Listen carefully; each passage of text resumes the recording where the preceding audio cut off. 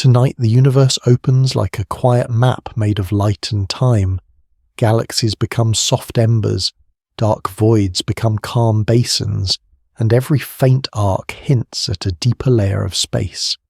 This is deep space drift, where scale slows down and the cosmos turns into a gentle journey. If this kind of science for sleep helps the mind settle, tap, like, subscribe, and turn on notifications so the next drift is ready when night arrives. A thin smear of deep red light rests against a wide field of darkness. Its colour carries a simple fact. Space expands and light stretches while crossing it. The faint smear holds a soft gradient from warm red to darker crimson. Its outer edge dissolves into a pale halo. The shape looks incomplete, as if a boundary is fading into the background.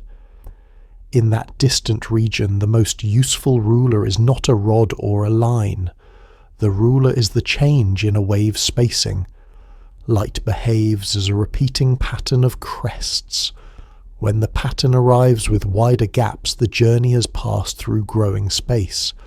That widening is called redshift. Redshift means the wavelength is longer than it started. Two calm ideas follow at once. Distance becomes a measure of stretch. Time becomes a measure of how long the stretch has acted. The smear of red is not only far away, it is also old light. A signal would need about 13 billion years to cross a comparable span. If 1 year becomes a single second, then 13 billion years becomes a little more than 400 years. The scale change lands gently.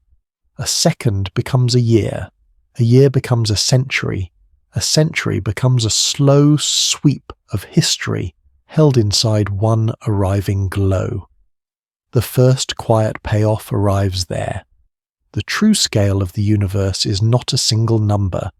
It is a relationship between light and expansion written into colour. The scene lingers on the same dim smear. Its centre appears slightly brighter than its edges. Small knots of light sit inside the red haze. The knots have sharper boundaries than the halo. The halo has a softer fall-off, like dust thinning in still air. Those boundaries matter. They hint at structure that forms early. They also hint at how easily structure can be misread. In that distant region, brightness does not mean closeness. Brightness can mean concentration. Brightness can mean a tight cluster of hot stars. Brightness can also mean magnification by gravity along the path. The calm result is a warning and a comfort. The warning is that appearances shift with distance. The comfort is that the shifting follows physical rules. A slow analogy settles in. A train of ripples spreads across a quiet pond. Near the centre, the ripples are close together. Farther out, the circles widen and the gaps grow. The pattern becomes larger without adding more water. In the same way, a wave of light grows in spacing without adding new light. The wave keeps its order, the spacing changes. Another small payoff forms. Measuring the stretch does not require touching the source. The stretch is already imprinted on the arriving wave. A second visual anchor arrives in a calmer close view. A faint spectrum is imagined as a thin band of colour. Dark notches interrupt it at regular positions. The notches are like missing threads in a woven cloth. Their spacing shifts toward longer wavelengths when the light is stretched. Each notch marks a familiar interaction between light and atoms. The notches do not need names. Their presence alone is enough. They form a barcode that slides along the band. The slide reveals the redshift. The redshift reveals the scale. From there, time begins to layer. Every direction holds a different layer. Nearby space holds recent light. Farther space holds older light. The layers do not stack like solid walls. They stack like mist at dawn.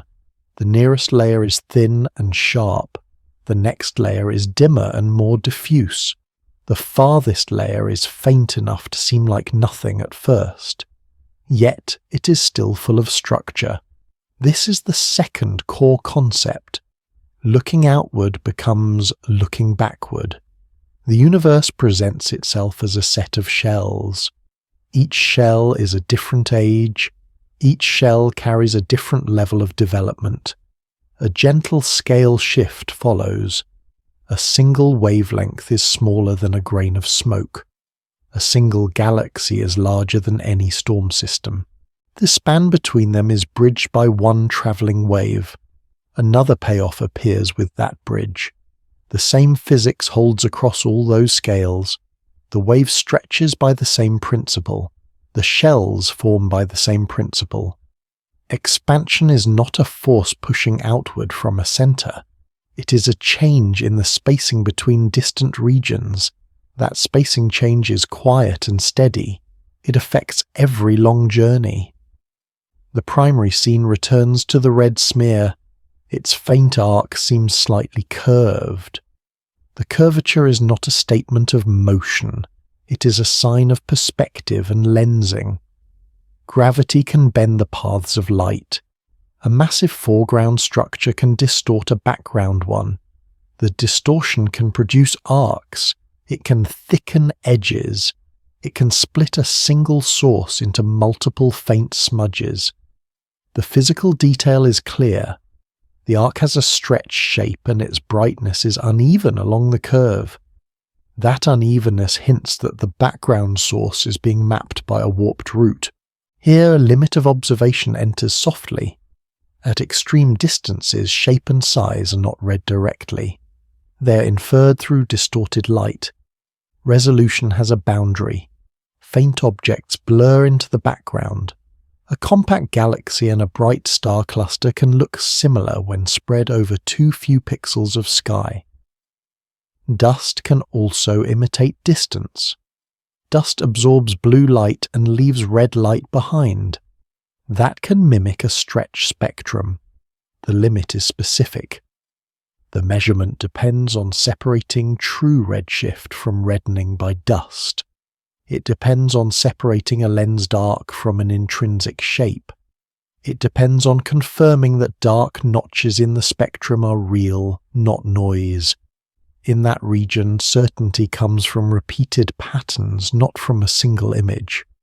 Another visual anchor arrives like a slow curtain. A thin veil of intergalactic gas lies between galaxies. It is not a cloud with a firm edge. It is a sparse medium with a gradient in density. In places it becomes slightly thicker. In places it becomes slightly thinner. Light passes through and some wavelengths are absorbed more than others. The result is a soft filtering. The filtering grows stronger the farther back the shells go. A quiet payoff comes from this filter. The universe does not only expand, it also changes its transparency. Early space contains more neutral hydrogen. Neutral hydrogen blocks some short wavelengths. It forces the earliest light into longer wavelengths by removal and by stretch. The scale of the universe is therefore twofold.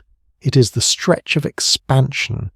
It is also the changing fog of matter between sources. The red smear in the first scene becomes more meaningful.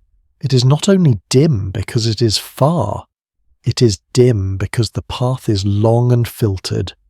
The calm logic continues. Fainter does not always mean smaller.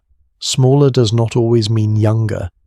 Yet the combination of shape, spectrum and clustering begins to reveal a consistent story. The deepest surveys show many compact sources earlier than expected. Their light is intense in small regions. Their halos are faint but present. The boundaries between core and halo suggest rapid assembly. That is the early anchor of the journey. The universe builds structures quickly enough to surprise simple expectations. The surprise does not need drama. It is simply a mismatch between naive intuition and measured patterns. Intuition expects slow growth. Intuition expects dim beginnings. The measurements suggest otherwise. They suggest abundant activity in the first chapters. A final visual anchor settles in like a long exhale. The background turns almost perfectly black. A few red points remain.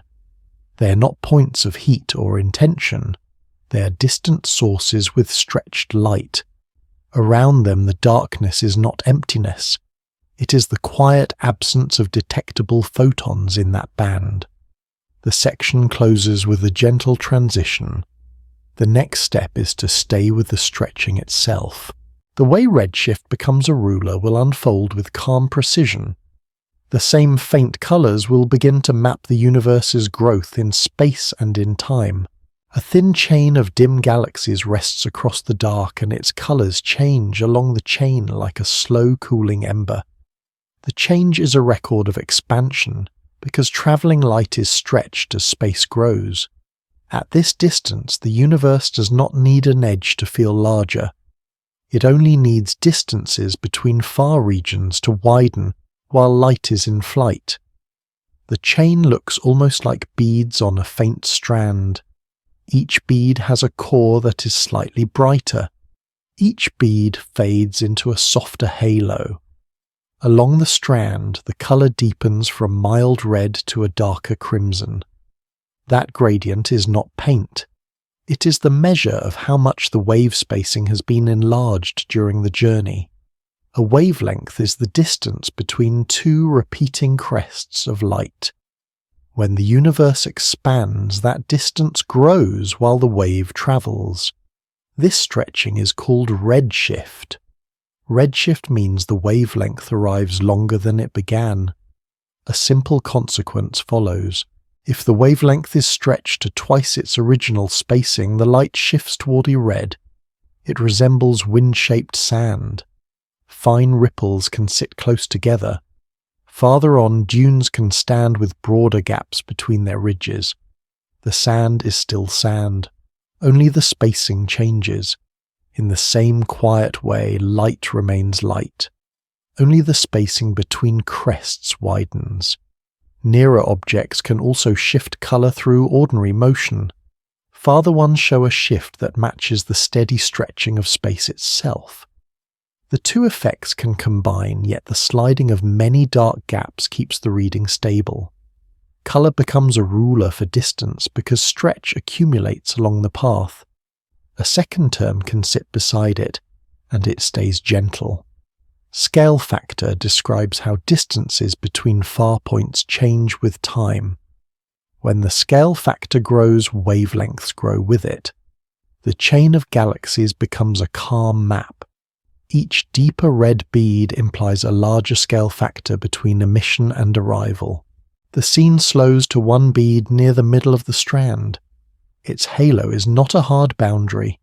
It thins in a smooth gradient like mist, dissolving into a colder layer of air. Inside the halo, faint knots appear. The knots look compact, as if light is gathered into small islands. In that region, shorter wavelengths are shifted into longer ones. Light that begins in the blue can arrive in the near-infrared. The galaxy can seem calmer than it truly is because the bluer glow has been moved away. Redshift does not only move colour, it can also hide some youth by relocating energetic light into a quieter band. The halo still carries shape. Its brightness falls outward. Its edge softens without vanishing. Those physical details matter because they are less easily faked than brightness alone. Now the scale shifts without hurry. A single wavelength is smaller than a drifting mote of smoke. A galaxy is a structure so vast that its light spreads across a gulf beyond ordinary weather and seasons. Between these extremes, the same rule holds. Wavelengths scale with expansion. So do time intervals carried by those waves. This is time dilation. Time dilation means distant events seem stretched in duration. A pulse that lasts 1 hour at emission can arrive spread over 2 hours. The number stays simple. The meaning becomes steady and clear. Distance does not only make sources dim, it also slows their visible changes when the signal travels through expanding space. A flicker that is fast at the source becomes slower at arrival. Timing becomes another ruler because the same stretch that reddens light also lengthens rhythms. A faint band of colour lies across the dark like a thin sunrise seen through fog. Within the band, narrow dim gaps appear. They look like tiny shadows cut into the light. The gaps belong to atoms along the path. They remove light at specific wavelengths. Redshift slides the whole pattern of gaps toward longer wavelengths. Absorption removes parts of the pattern without sliding it. The difference is subtle in faint light. Here a limit of observation enters and it is specific. When the signal is extremely weak, separate gaps can blur together. Noise can fill a shadow or deepen it. Dust can also redden light by scattering blue wavelengths away. These effects can imitate a larger redshift. At the farthest shells of time distance is inferred from partial patterns. The inference can fail when the pattern is incomplete. The calm result is a reminder that the ruler must be read with care. The chain of galaxies returns and the dark beyond it stays still. Two beads appear close together linked by a dim bridge of light. The bridge is a faint plume. It has a slightly different colour than the cause. The plume suggests gas stretch between forming systems. The physical detail is gentle but present. The bridge looks thinner at its centre. It looks thicker near each bead, as if material gathers at the ends. Between strands, a broad lane opens. It is not empty in an absolute sense. It is a region with much lower density. Its boundary is soft and uneven, like a shoreline drawn in shadow. The lane seems to widen as the view pulls back. A boundary that is close becomes a boundary that is far. The same soft edge outlines a much larger emptiness. Expansion grows distances, but gravity still gathers matter into filaments. The web of structure persists while the scale factor increases. Small clumps become nodes. Nodes connect into strands. Strands surround voids. The universe expands, yet patterns remain. The scale shift widens again. The chain that spans a tiny patch of sky corresponds to a span so large that light needs vast ages to cross it.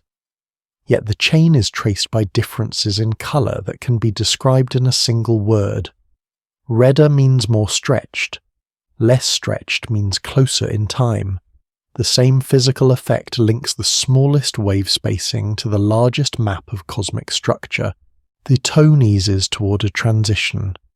The ruler of redshift is now set beside the ruler of layered time. The next step is to move from a single chain to the full stack of shells. In that stack distance and age separate into calm layers. Each layer reveals a different stage of growth. A silent depth surrounds the dark sky, and the farthest light seems to rest on a distant layer. The farther the light comes from, the farther back in time the view reaches.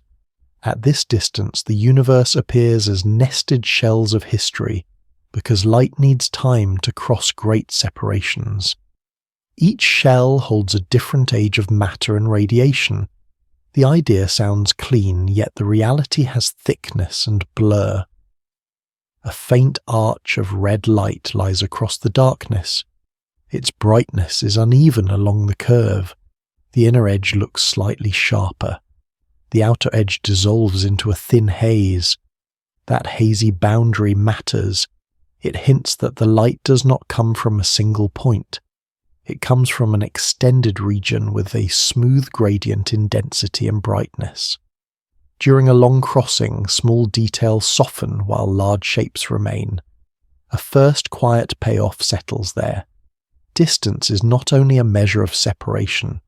Distance is also a measure of look-back time carried by the arriving light.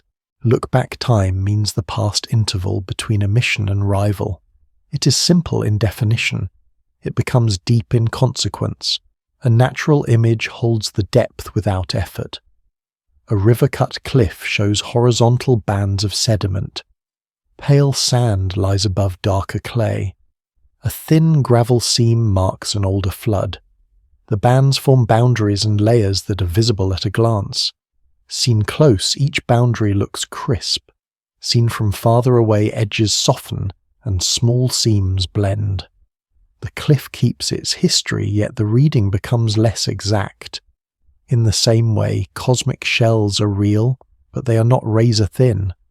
The shell has thickness because sources have depth.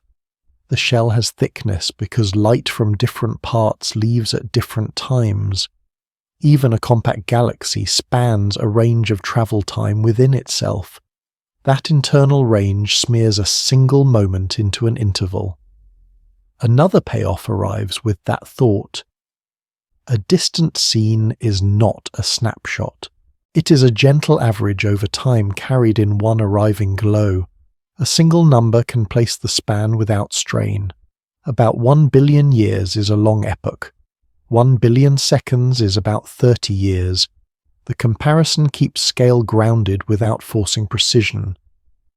Over 1 billion years, whole patterns of formation can rise and fade.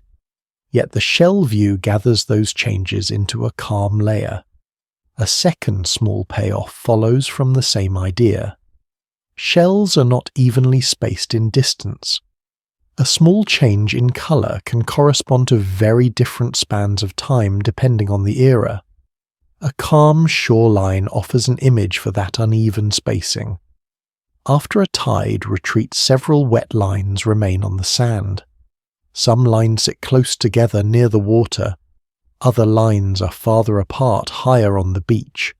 Each line marks a past moment, yet the spacing is not uniform. Cosmic time layers behave similarly. The mapping between distance and age depends on how fast the scale of space changes. The cliff face returns in memory and its laminations fade with distance. Pulled back, thin lines vanish first. Only thicker bands remain. Cosmic shells behave similarly. Nearer layers reveal more texture. Farther layers preserve only the largest contrasts. Here the second core concept arrives. The shells belong to a light horizon. The horizon is not a wall in space. It is a limit in what can be seen now. Beyond a certain distance, no signal has had time to arrive. The limit is set by the finite speed of light and the finite age of the universe. This is a limit of observation, not a lack of curiosity. A slow visual anchor forms as a bowl of dim light around the present location. Closer shells sit nearer and appear brighter. Farther shells sit deeper and appear fainter. The surface shows gentle gradients that trace structure. Another payoff settles into place. The universe has an accessible depth at any moment. That depth grows with time, yet it is always finite. A third visual anchor appears at the deepest edge of the bowl.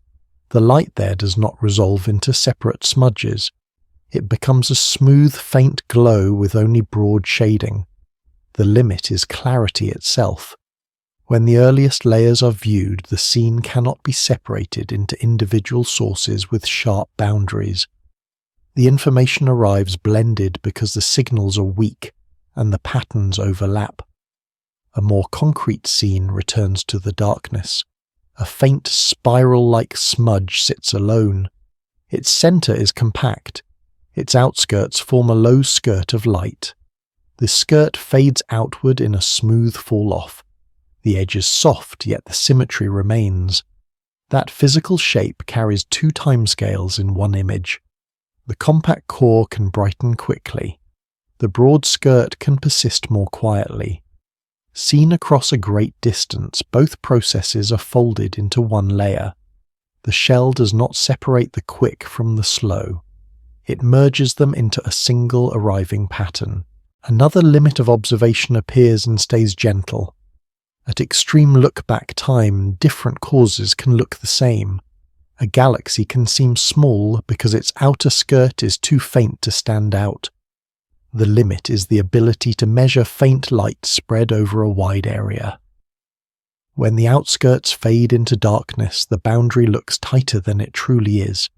This does not break the shell idea. It only warns that the shell is read through what remains visible. A final wide view settles in. A broad ribbon of faint light crosses the field and thickens into knots. Beside it, a wide lane remains nearly black and grades without a hard edge. A small knot is a compact system. A wide lane is a void on immense scales. Both sit inside the same shell of time. Another payoff follows with calm certainty. Expansion stretches the stage while gravity sculpts patterns upon it. The shells cut through those patterns like translucent layers. Some errors are clearer and some are murkier because the medium between sources changes. The true scale of the universe includes that changing clarity. The transition forward remains soft. The next layer begins to show young systems that look unexpectedly compact and bright. Those compact forms guide the path from shells into early structure. A small bright island of light appears where a larger structure is expected. The early universe often looks compact because faint outer light fades away faster than the core. In that distant region, a single galaxy can present itself as an oval glow with a tight center. 3 bright knots sit inside the oval. A thin, dark lane crosses the center at a slight angle. The lane is not a crack. It is a band of dust that absorbs and scatters shorter wavelengths.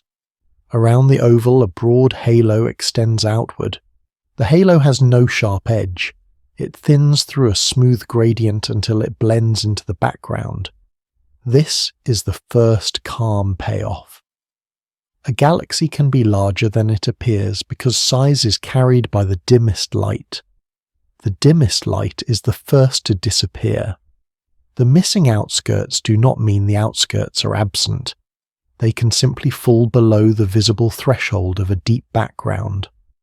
One concept holds much of this effect. Surface brightness is light per patch of sky. When light is spread over a larger patch, it looks fainter even if the total stays similar. At cosmological distances, expansion adds another quiet layer. The arriving light is stretched to longer wavelengths. It also arrives over longer times, and the apparent area can be enlarged by distance. All 3 effects lower surface brightness together. The result is gentle but strong. A diffuse halo can become about 100 times dimmer. It is like valley fog that glows at sunrise then thins until the glow barely remains. The core stays visible because its light is concentrated. The halo fades because its light is diluted. A second payoff settles in. Compactness in early images is not always a sign of true compactness. It is often a sign of contrast. Cores survive the dimming. Outskirts surrender to it. The visual returns to the oval galaxy. The 3 knots are not evenly spaced. One knot sits near the lane. Another sits closer to the outer rim. The third sits slightly off-center. Each knot has a soft boundary that bleeds into the surrounding glow. The halo is more uniform. It looks like a thin wash around a brighter center. The dark lane is the sharpest feature. Its edges are crisp compared with the halo's gradient. That physical sharpness matters. It signals that some structure remains readable even at great distance. It also signals that the galaxy is not a simple ball of light. It has layers and internal contrast. Now a scale shift arrives without force. The dark lane can span a region comparable to the thickness of a broad spiral disk. The halo can span a much larger envelope of stars and gas. The journey from lane to halo is a journey from dense to diffuse. The journey from this galaxy to the next shell is a journey from millions of years to billions. A signal would cross the galaxy in far less time than it needs to cross the gap between galaxies. Yet the same dimming rule touches both. Dense features remain. Diffuse features vanish first. Another calm payoff follows. The true scale of the universe can be underestimated when diffuse light is lost. A map built from only the brightest parts shrinks the picture. It makes the early universe look tighter than it is. This does not break the story of growth. It refines it.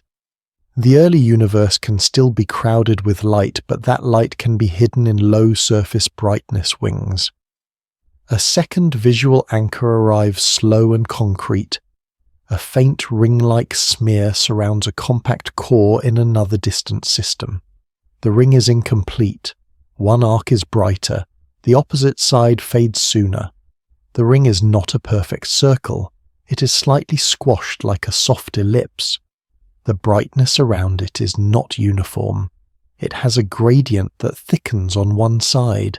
That asymmetry is a clue. The galaxy is not settled. Material is still arranging itself. The light is still being built into a shape. Here the second core concept enters. Star formation in early systems can be clumpy. Gas can gather into dense pockets. Dense pockets form stars quickly. Those pockets become bright knots. A knot can outshine the surrounding region for a while. Clumps can therefore dominate the view even when the galaxy has a broader body.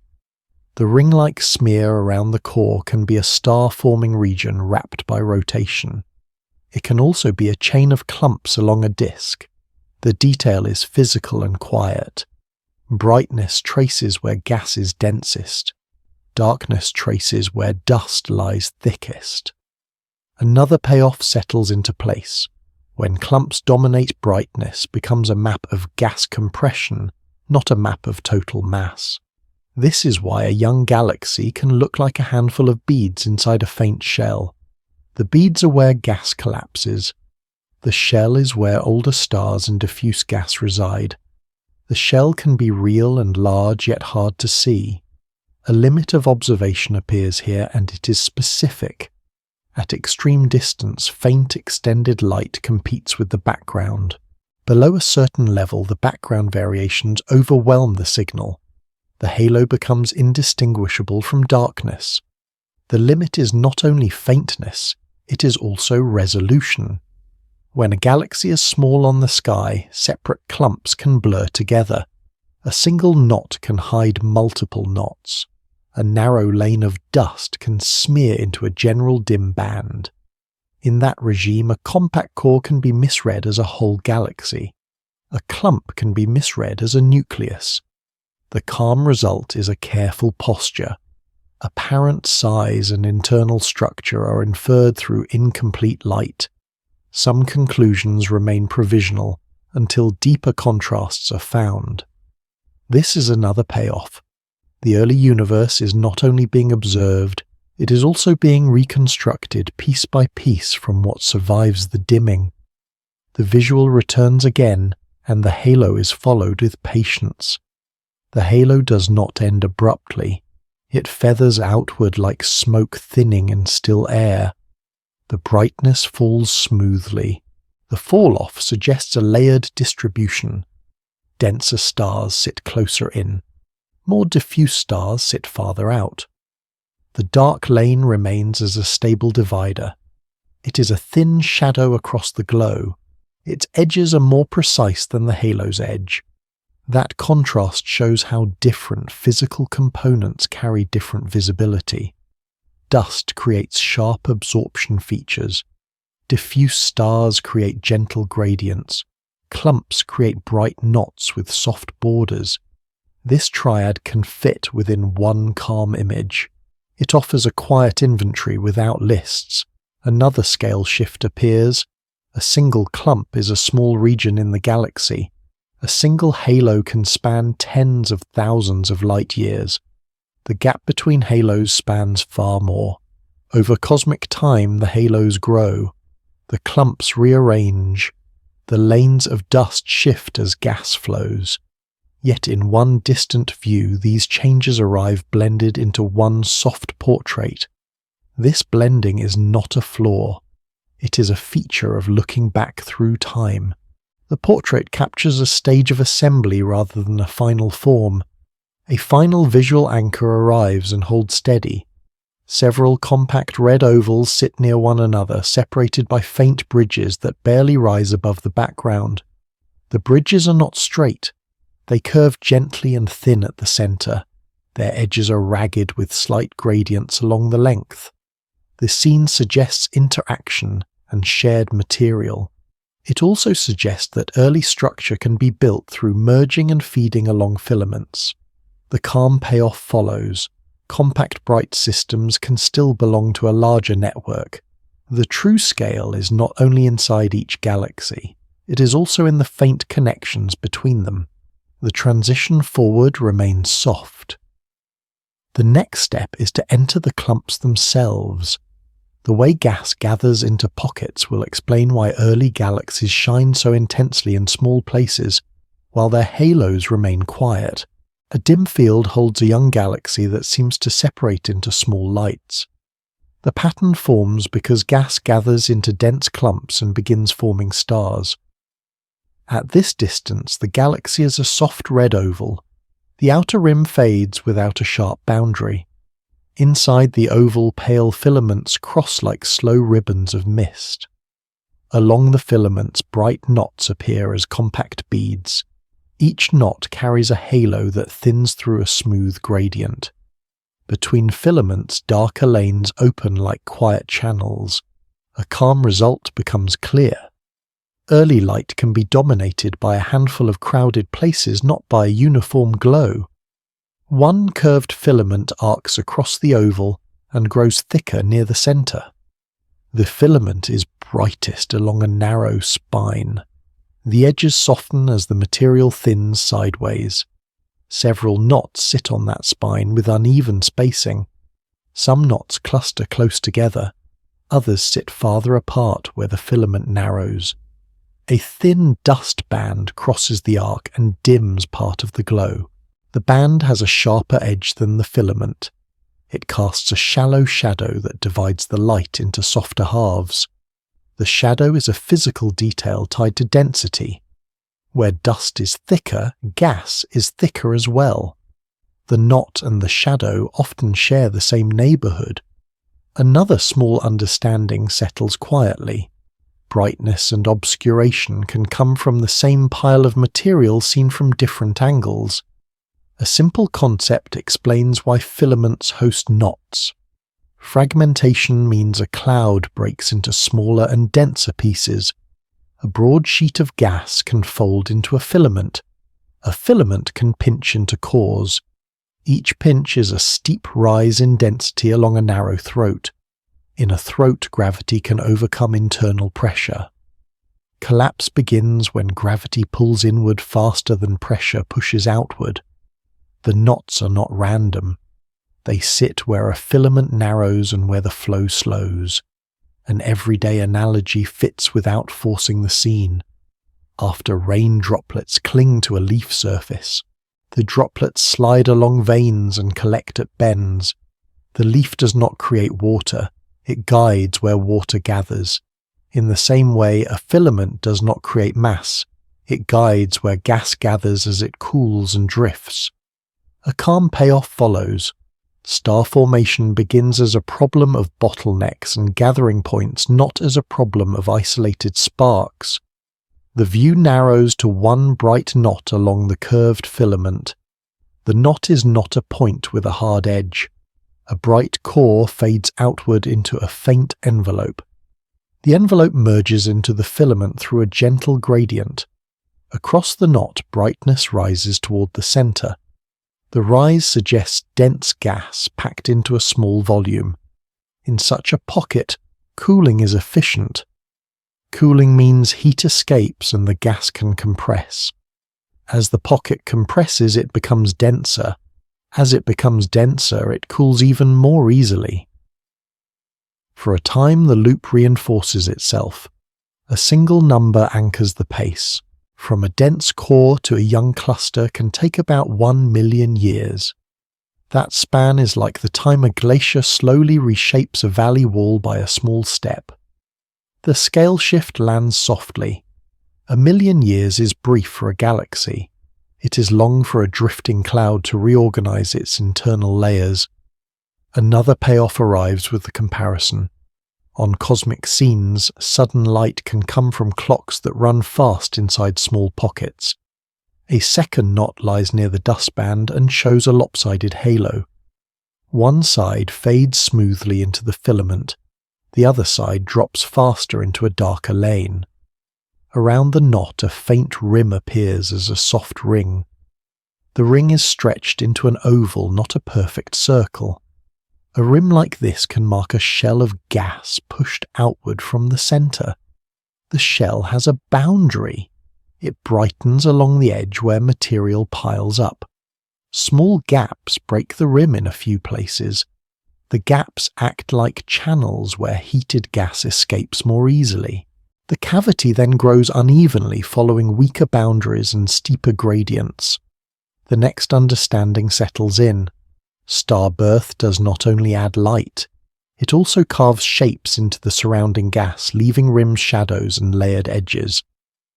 Now a second core concept arrives and stays calm. Star formation efficiency describes how much gas becomes stars in a given time. Efficiency can be high in early systems because gas fractions are high.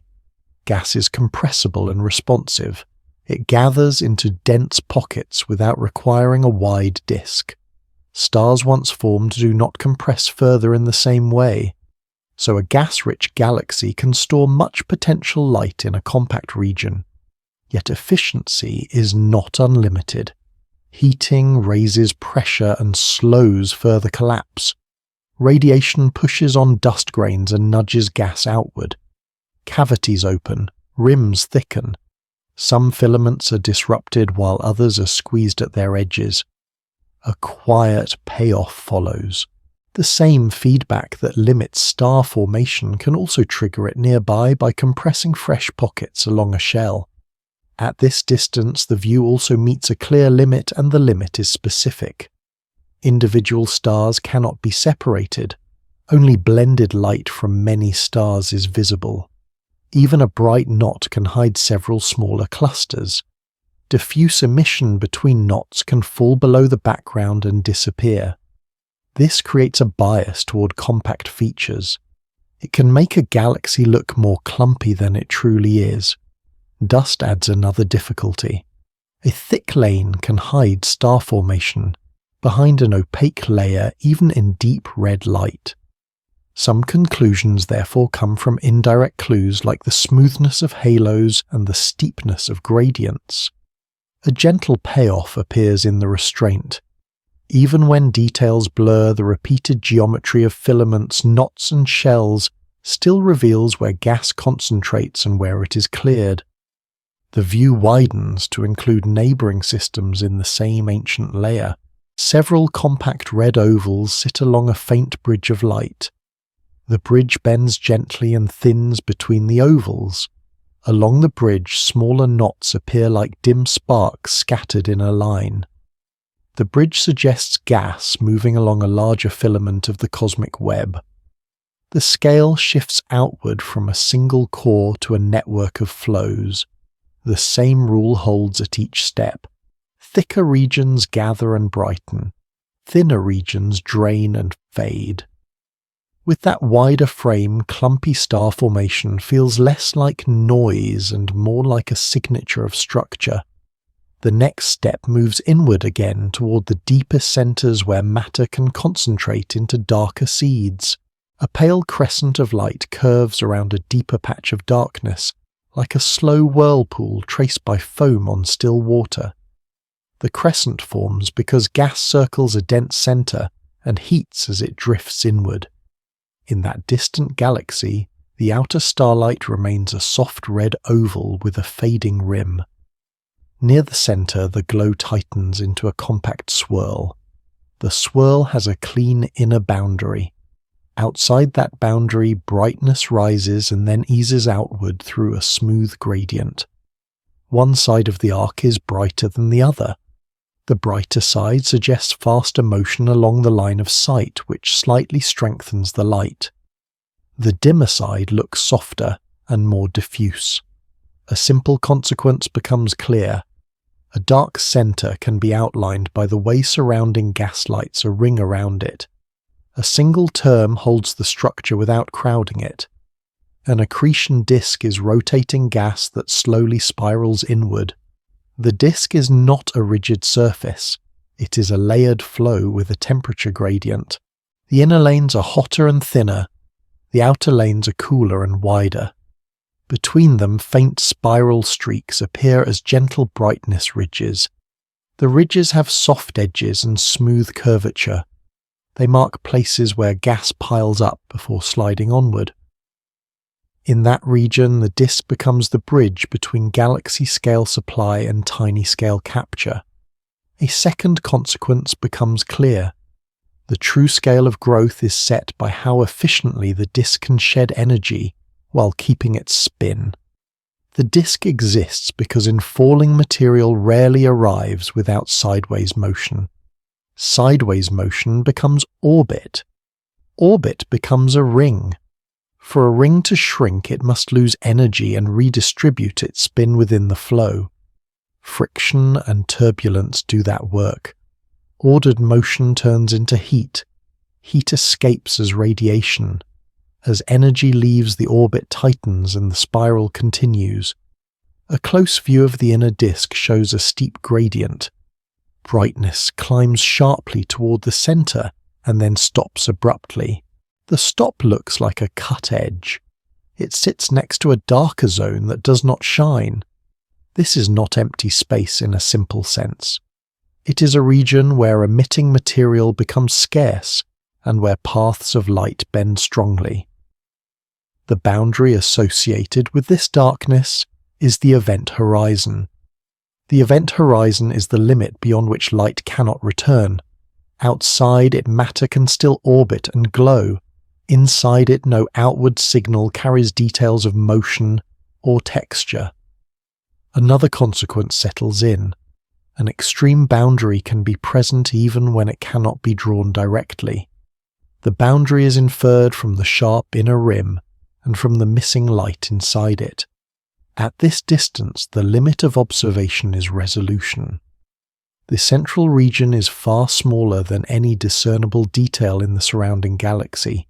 It is also wrapped in glare from nearby gas and stars. The dark zone can be confused with a dense core hidden by dust. It can also be mimicked by many faint sources blending together. Here the inference remains gentle and conditional. A compact center is suggested, not displayed. Time provides a second handle that stays calm. If the central glow rises and fades over about a week, it suggests a compact region. It is like the slow shift of cloud shadows across a hillside from one day to the next. Light cannot coordinate a larger region faster than it can cross it. A short timescale therefore sets a ceiling on the size of the brightest zone. This does not yield a perfect measurement. It narrows the range of plausible structures. The disk does not grow without resistance. As gas falls inward, radiation pushes outward. Radiation pressure is the outward push from intense light. In dense gas with dust, that push can couple strongly. It can lift material above the disk and thicken its surface layers. It can also carve a cavity along the rotation axis. The cavity has walls that brighten into a pale cone. The cone is not smooth. Its edges show ragged layers and thin striations where gas peels away. Along the walls, a rim can form where material piles into a brighter boundary. Another consequence follows. Feedback can both limit inflow and sculpt a visible geometry that reveals the inflow. Another layer of calm logic sits under the glow. Gas loses gravitational energy as it moves inward. That lost energy appears as heat in the disk. Heat becomes radiation that escapes into space. A small amount of infalling gas can therefore power a large amount of light. A clear consequence follows. Brightness from a compact region does not require a huge volume, only a deep potential well and a steady inflow. A close view of the inner rim shows the gradient as a thin, bright band. It looks thinner where the disk tilts away. A faint shadow can fall across part of the outer disk caused by a puffed inner layer. The shadow has a soft edge. It darkens the disk without cutting it off, in that shadow spiral ridges remain visible as low-contrast curves. A signal would pass through such a flow and emerge with a spectrum shaped by temperature and motion. Yet the same limit of observation returns. At great distance, different geometries can produce similar crescents. A disk can appear like a ring even when it is thick. A partial obscuring layer can hide one side and exaggerate asymmetry. Only repeated patterns across many systems separate geometry from chance alignment. The scale shift closes the loop. From the thickness of a disk layer to the span of a galaxy halo, the same expansion stretches the traveling light that carries these hints. The scale shift widens without strain. The cavity is tiny compared with the host galaxy, yet it can influence the central light. The host galaxy is tiny compared with the cosmic web, yet it sits on faint Phaidon strands. In the wider frame, faint filaments curve toward the center and fade into the bright inner region. Their spines look sharper than their edges, suggesting denser flow along a narrow lane. Where the filaments meet, the core brightness thickens and gradients steepen. Some flow becomes too faint to track, yet its effect remains in the disk shape. The scene ends with a steady relation. A compact dark center is linked to a broad galaxy by a rotating disk and by gentle feedback. The next step is to compare that compact center with the surrounding starlight in the earliest galaxies. A compact glow sits inside a much larger faint body, and the contrast feels slightly unbalanced. The brightness pattern implies a dense central mass that outweighs the surrounding starlight more than expected. In that distant region, a galaxy appears as a soft red oval with a gentle outer gradient. Near its center, a small core brightens sharply, and then stops at a clean inner rim. Just beyond the rim, a thin ring of glow wraps around the core. The ring is not uniform. One side looks thicker and brighter. The opposite side thins and fades into the background. Between ring and halo, a narrow, darker moat appears as a shallow depression in brightness. The physical geometry is quiet but specific. A steep rise, a sharp edge, a faint ring, and a soft outer skirt. The first payoff settles there.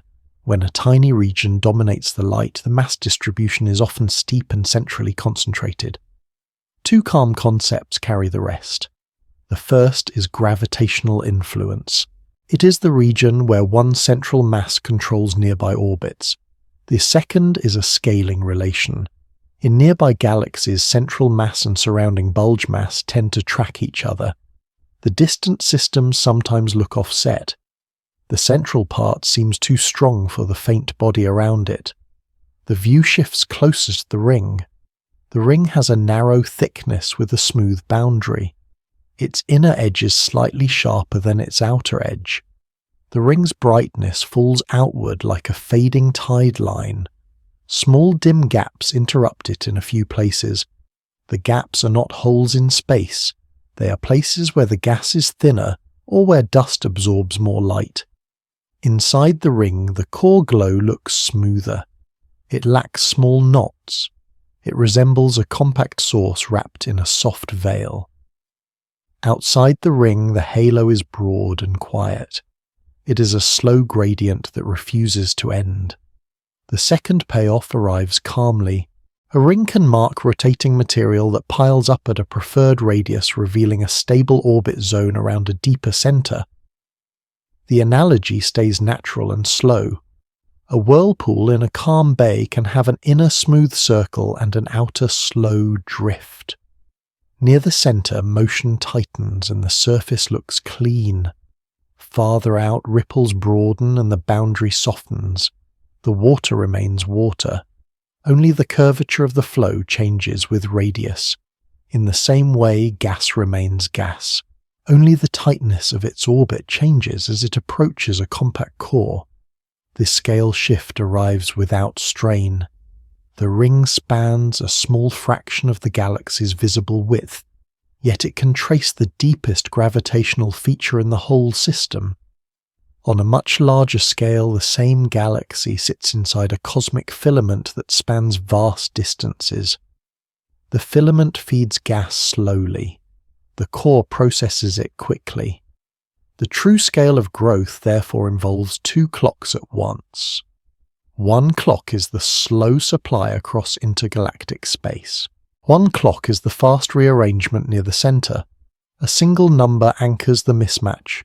In some early systems, the central mass fraction can be about 1/1000th of the galaxy's stellar mass. That ratio is like one dark stone among 1,000 pale stones in a riverbed. The ratio sounds small, yet its effect is large. A compact core changes the inner gravity steeply. It can dominate motions inside a surprisingly wide inner zone. The third payoff settles in. A small fraction can still control the structure of the brightest inner light, because gravity responds to concentration, not only to totals.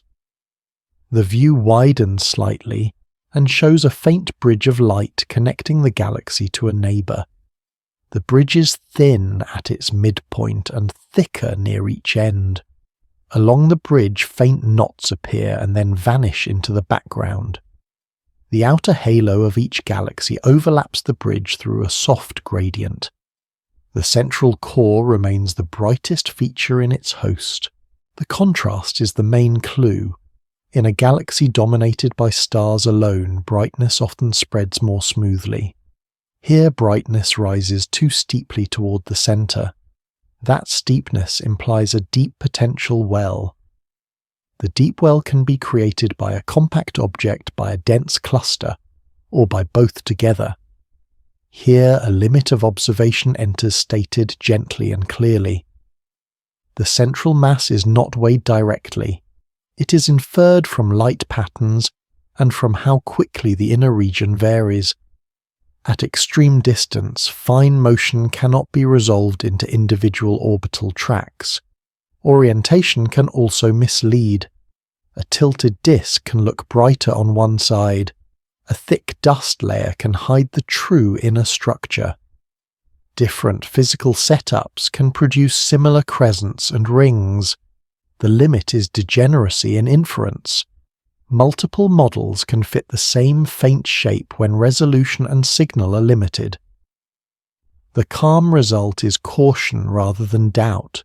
When many systems show the same imbalance, the pattern becomes meaningful, even if each case is not definitive. Another visual anchor appears within the same galaxy. A faint cone of light extends away from the core along a preferred axis. The cone edge is ragged. It has layered striations like thin sheets peeling apart. The interior of the cone is slightly brighter than the surrounding halo. The cone fades outward into the general background. This geometry suggests a channel where radiation escapes more easily. It also suggests that the central engine affects nearby gas. The concept remains simple. Radiation pressure is the outward push from intense light. When gas is dusty, the push can couple strongly and lift material into thicker layers. Those layers cast soft shadows across the disk. The shadows appear as smooth, dim wedges that cross the halo. The fourth payoff arrives. Even without resolving, the central object feedback leaves a visible fingerprint in layered edges, cones, and shadows around the core. The scale shift widens again. A cone and a ring exist on inner galactic scales. A halo spans far larger distances. A filament extends across far larger distances still. Yet all three can be linked by the same flow of gas. Gas drifts along the filament. It gathers into the halo. It settles into a rotating disk. It spirals toward the center. Each step changes shape. The filament is a long thread. The halo is a diffuse cloud with a fading boundary. The disk is a flattened layer with a gradient in temperature and brightness. The inner ring is a narrow ridge. The core is a compact source with a steep edge. Another payoff settles in this ladder of forms. The apparent scale of the universe is not only how far light travels, it is also how many stages a single parcel of gas can pass through before becoming light. The view returns once more to the imbalance itself. The core brightness remains too strong compared with a faint body around it. This suggests that central growth can run ahead of the broader stellar build-up in some early eras. The relation between central mass and galaxy mass may be in motion. It may tighten later as galaxies grow their bulges and halos. The transition forward stays gentle. Some systems show more than one compact core inside a shared faint envelope. The next step follows those doubled centers and the quiet dance that can bring them together. Two compact lights sit inside one faint envelope separated by a narrow lane of dimness. The pairing suggests that dense centers can orbit within a shared galaxy and drift closer over long time. At this distance, the surrounding glow is a soft red oval with a fading rim. The rim has no hard edge. It thins through a smooth gradient into the dark. Near the middle, two bright cores rise steeply and then soften outward. Each core has a small halo that blends into the larger body. Between them, a faint bridge of light arcs gently like a shallow bow. The bridge is brightest near each core and thinnest at the midpoint. A first payoff settles quietly. Two cores can share material before they share a center, because gravity shapes a common envelope long before contact. The visual lingers on the bridge. Its edges look ragged rather than sharp. Small brightness bumps appear along it, then fade into the background. Those bumps suggest pockets of denser gas. The pockets follow the bridge like beads on a thread. The outer halo shows a subtle asymmetry. One side extends farther and fades more slowly. The opposite side drops off faster and becomes indistinguishable sooner. These physical details are not decoration. They are signatures of distortion. When two massive regions orbit, their gravity stretches the surrounding stars and gas. Long arcs can form, thin tails can peel away. A second payoff follows. Distortion becomes a clock because stretched shapes imply ongoing motion and gradual exchange of energy. One concept holds the slow drift inward. Dynamical friction is a gravitational drag from the wake in surrounding matter. A dense core moving through a sea of stars and gas stirs a slight overdensity behind it. That overdensity pulls back on the core. The pull is weak at any moment. It is persistent over long periods. The orbit loses energy. The separation shrinks. The cores spiral inward. At this distance, the spiral is not seen as a moving track. It is seen as the geometry it leaves behind. The bridge remains, the tails lengthen, the halo becomes lopsided. Another payoff settles in. Even when the orbit cannot be watched directly, the aftermath of the orbit is visible as faint structure in the envelope. A slow everyday analogy fits the pace without excitement. Two shallow puddles sit on a flat stone after rain. The stone tilts by an almost invisible amount.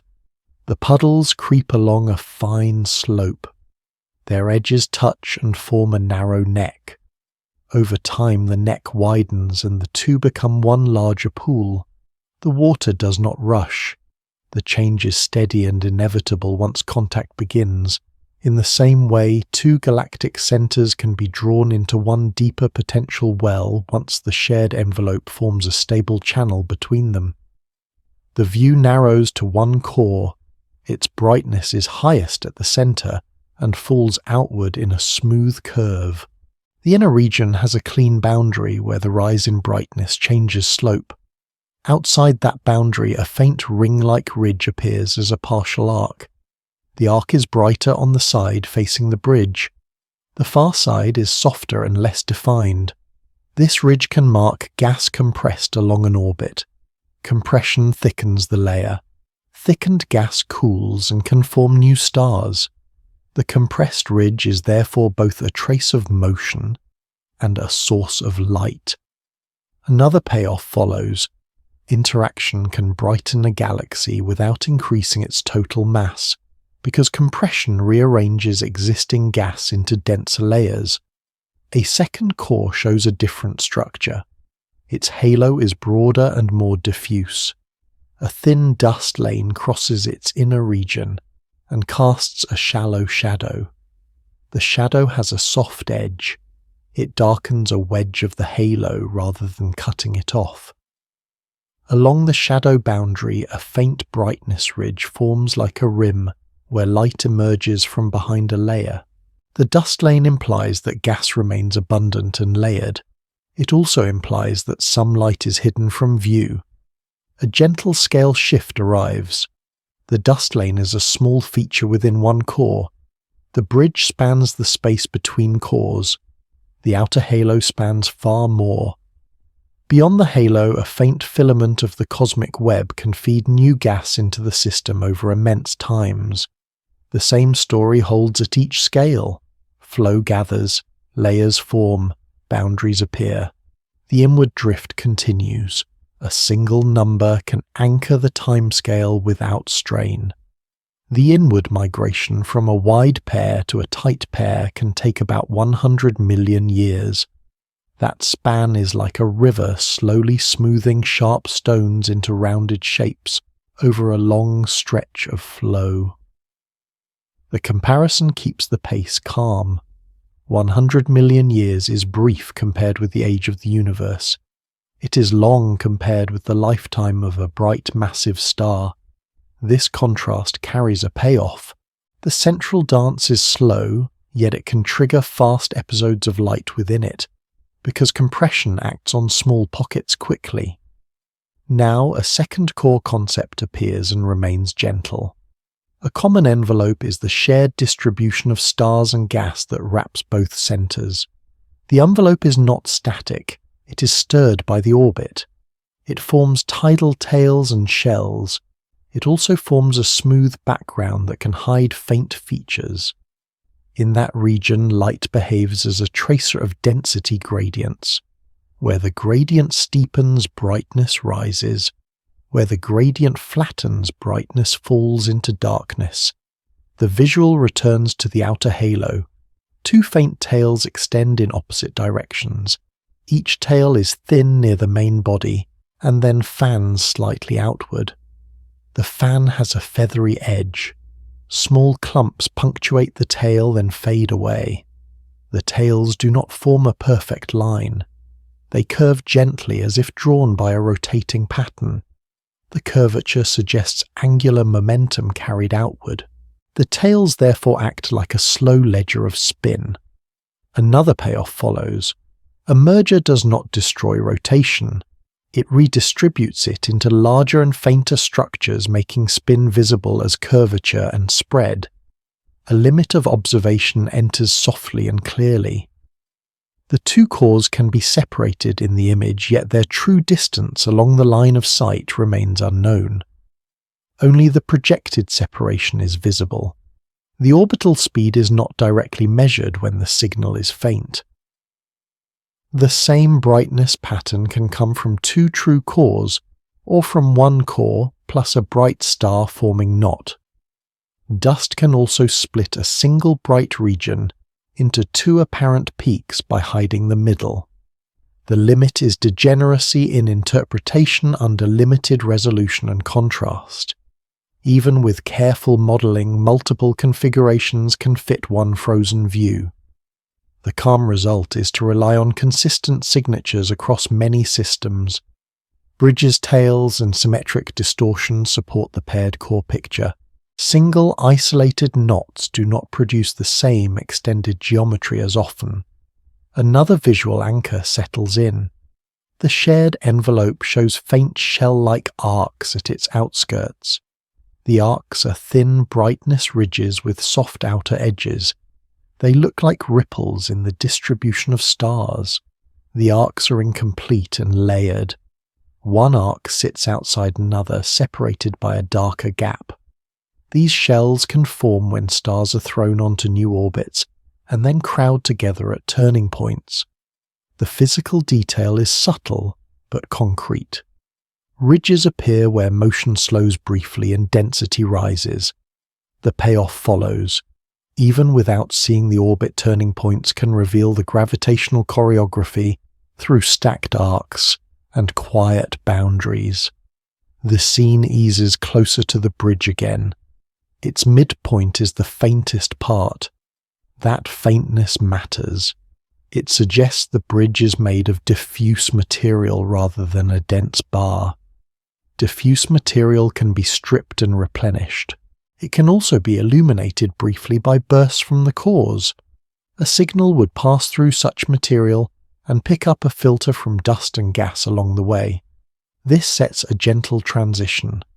The next step follows brief flashes of light and how they reveal layers in the space between sources. The paired cores remain steady and slow, while the medium around them becomes a map of depth and structure. A brief brightening can turn empty darkness into a map of layered material. The flash reveals dust and gas by illuminating their edges, shadows and gradients for a short time. In that distant region, a smooth black field holds a faint red galaxy near one corner. The galaxy is small and soft. Its halo fades into the background with no clear boundary. Off to the side, a pale patch appears where nothing was visible before. The patch is not a new object in space. It is existing dust that becomes visible when light sweeps across it. The patch has a curved outer edge like a thin arc. Inside the arc, brightness falls inward through a soft gradient. The arc looks like a rim. The rim is slightly brighter along one segment and slightly dimmer along another. A first payoff settles quietly.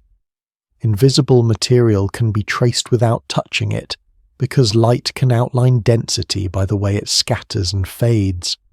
One concept holds the geometry. A light echo is reflected light from a brief flash that arrives later by a longer path.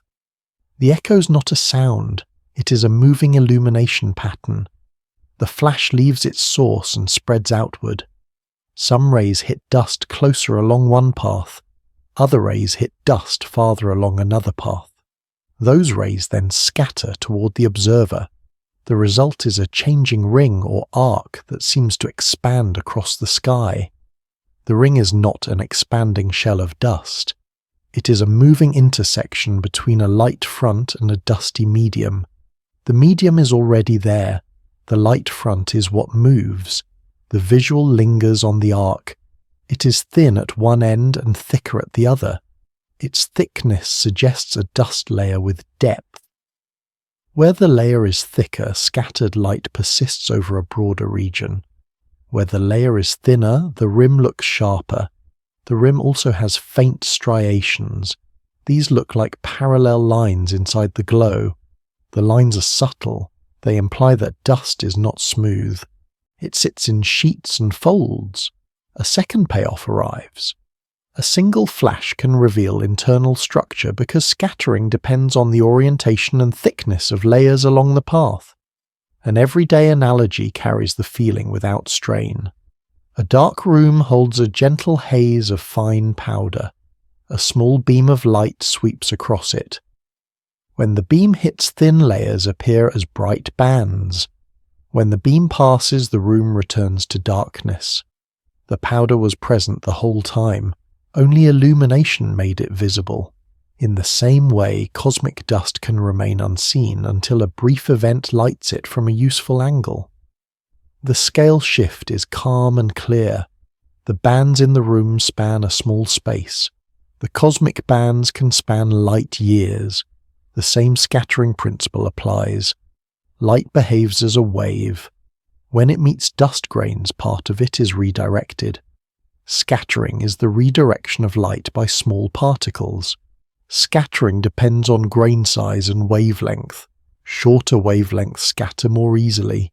Longer wavelengths pass more readily. At great distance, many short wavelengths are shifted into longer ones. The echo can therefore appear redder than the original flash, because the original bluer light is filtered and stretched along the way. Another payoff settles in. The echo carries two records at once. It records the flash. It records the intervening medium that scatters and filters it. The visual expands. A second arc appears outside the first.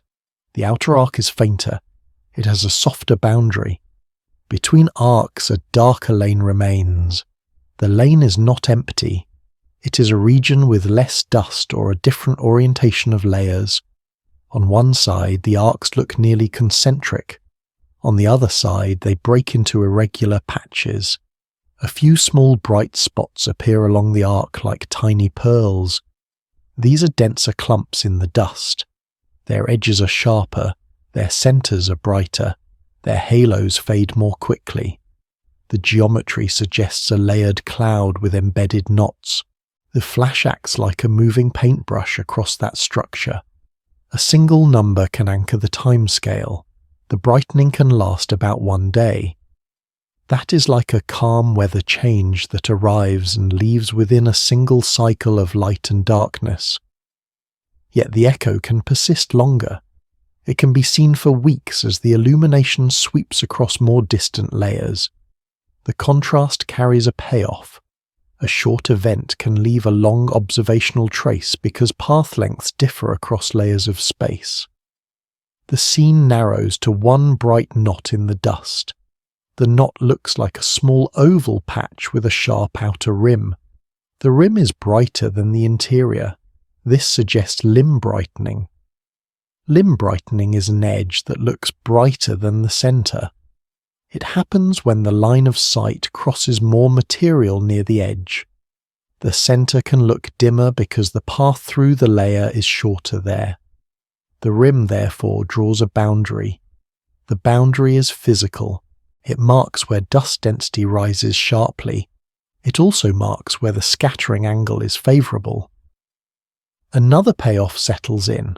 Boundaries and edges can reveal thickness because brightness depends on path length through the material.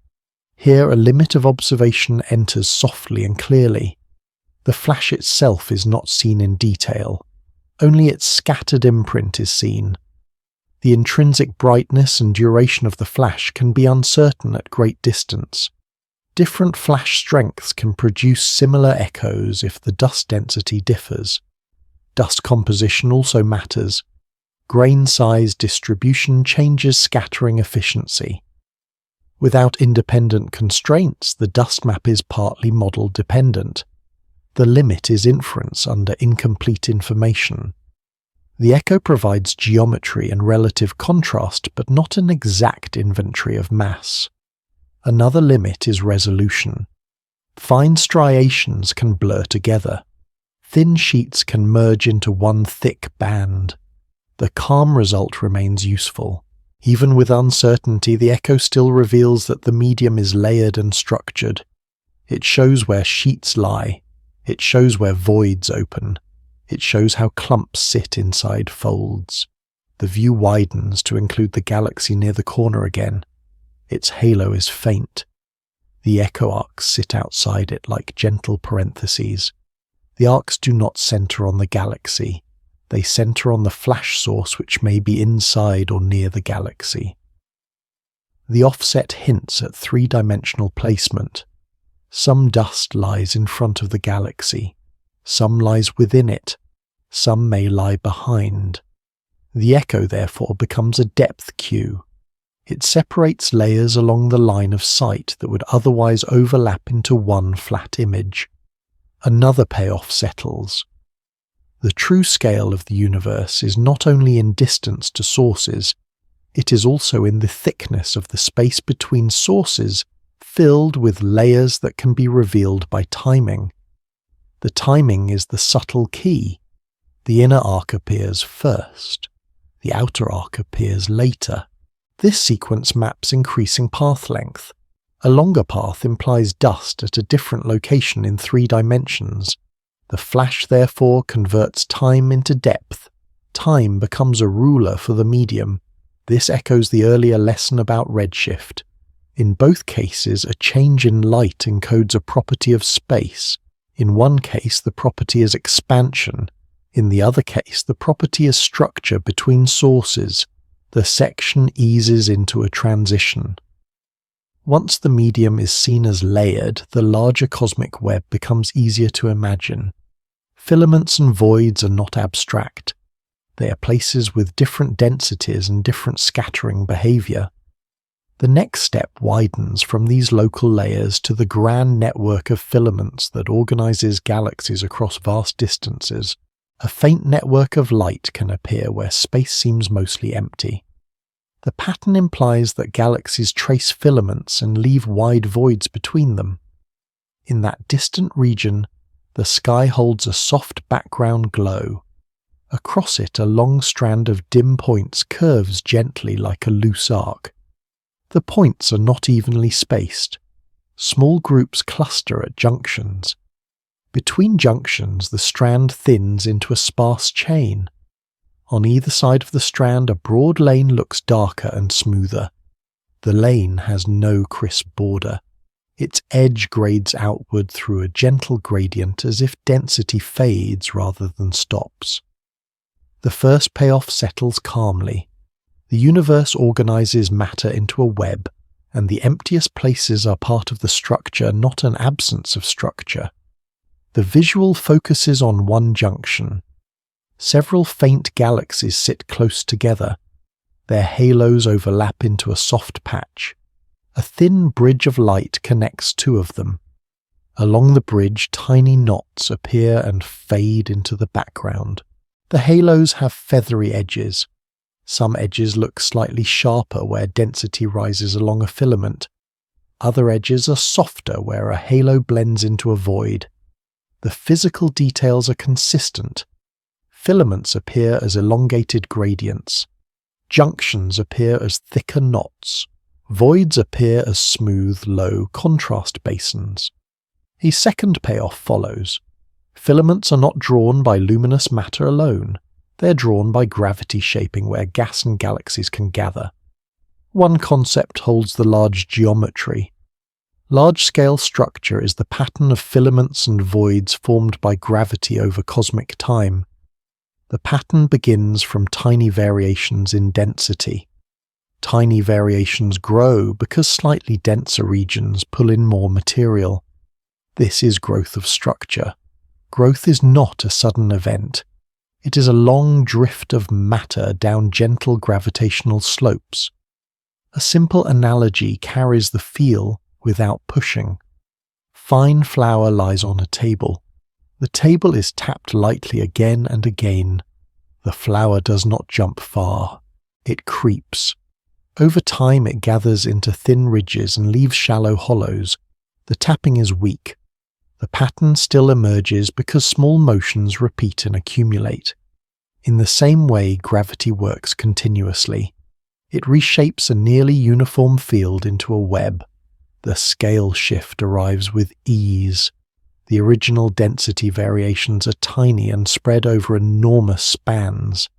The final filaments can connect regions separated by hundreds of millions of light years, yet the rule is the same as in the flour.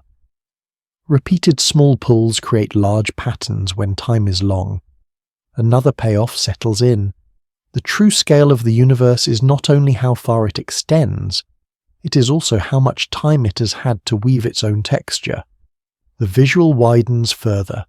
Several strands appear, some strands cross, some strands run parallel. Between them voids open like wide bays of darkness. The voids are not perfectly empty. A few isolated points remain. They are small and dim. Their halos are thin. Their shapes are more compact. The emptiness is relative. Density is lower. Material is rarer. A gentle boundary appears where the strand meets the void. The boundary is not a wall. It is a transition zone with a gradient in galaxy density. In that transition, faint diffuse light can appear. It looks like a soft wash barely above the background. This wash can come from intracluster light. Intracluster light is stars spread between galaxies in a cluster. The stars form a faint envelope without a sharp edge. The envelope is a physical marker of interaction. Material is stripped and redistributed. Another payoff follows. The web is not only made of separate islands, it includes faint shared components that fill the spaces near knots. A single number anchors the scale without strain. A typical void can span about 100 million light-years. That is like the distance between two cities multiplied until it reaches the width of an entire continent. The comparison keeps it grounded. 100 million light-years is a vast separation. Yet it sits inside a larger network of many voids and many filaments. The scale shift deepens. A single galaxy can be crossed by light in tens of thousands of years. A void can require 100 million years for light to cross. A supercluster scale region requires far longer. The web therefore spans both rapid local changes and slow long-range separations. Another payoff settles. A small system can evolve many times while the large web remains almost unchanged. The visual moves to a filament segment. The filament is not a line. It has thickness. Its core is denser and brighter. Its edges are softer. Along the core, a sequence of galaxies appears like dim pearls. Their spacing varies. Some are close, some are isolated. The filament also shows faint diffuse glow, between the galaxies barely visible. This suggests gas and stars scattered along the spine. The filament is not a rigid channel. It is a region where matter density is higher than average. Gas can flow along it. Galaxies can merge within it. The shape itself is a physical detail, a long gradient and a thickened spine. At this point, a limit of observation enters softly and clearly. The web is inferred from light, but much of the mass is not luminous. Dark matter does not emit light. It is traced indirectly by how it shapes the distribution of visible galaxies and by how it bends background light. At extreme distance, lensing signals can be weak. Many galaxies are too faint to include. The map can miss thin filaments and low-density bridges. The limit is incomplete sampling. The visible web is a partial sketch of a deeper gravitational scaffold. The calm result remains strong. Even a partial sketch shows the main architecture. Knots appear where gravity is deepest. Filaments appear where matter streams in.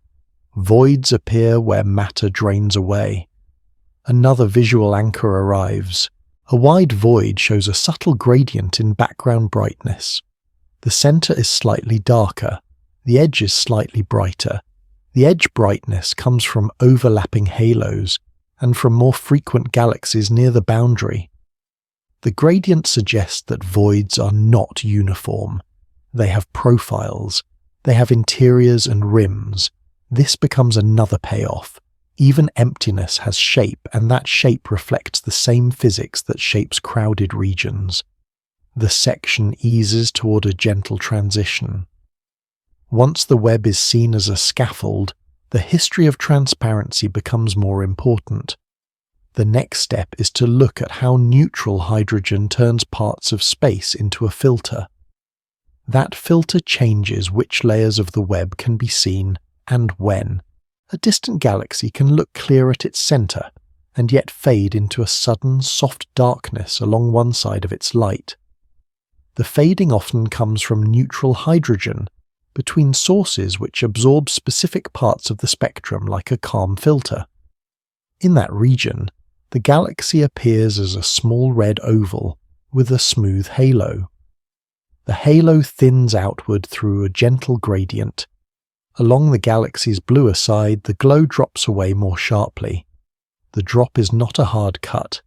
It is a broad shadow that begins near the core and deepens outward. Within the shadow, a few faint streaks remain. Their edges are soft. Their brightness falls in layers as if the light passes through uneven sheets.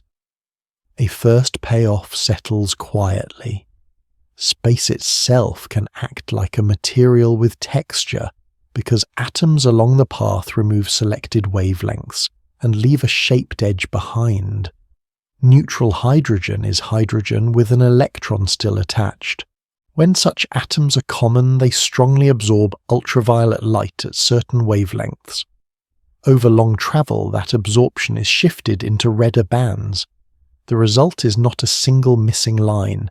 It becomes a wide dimming region because many patches of gas at many distances contribute. The galaxy's light therefore reaches the eye already carved. The carving is not random noise. Its boundary has a physical form. It can show a steep onset and a long fading wing. That wing is the slow tail of absorption from hydrogen farther away from the galaxy. Another payoff follows. The shape of the dimming carries a depth cue because the dimming is built from a stack of layers along the line of sight. A slow visual anchor forms around the galaxy. A faint oval bubble of slightly brighter background surrounds it. Outside that oval, the field becomes darker again. The bubble has no sharp border. It looks like a clear patch in thin mist. The clear patch is an ionized region. Ionized means electrons are removed from atoms. Without bound electrons, hydrogen no longer absorbs the same ultraviolet wavelengths. The galaxy's energetic light can create such a region around it. The region is not empty. It is a medium with different transparency. Its boundary is a gradient where neutral and ionized gas mix. The second payoff arrives. A galaxy can reveal its environment because the size of its clear bubble sets how far its light travels before strong absorption begins.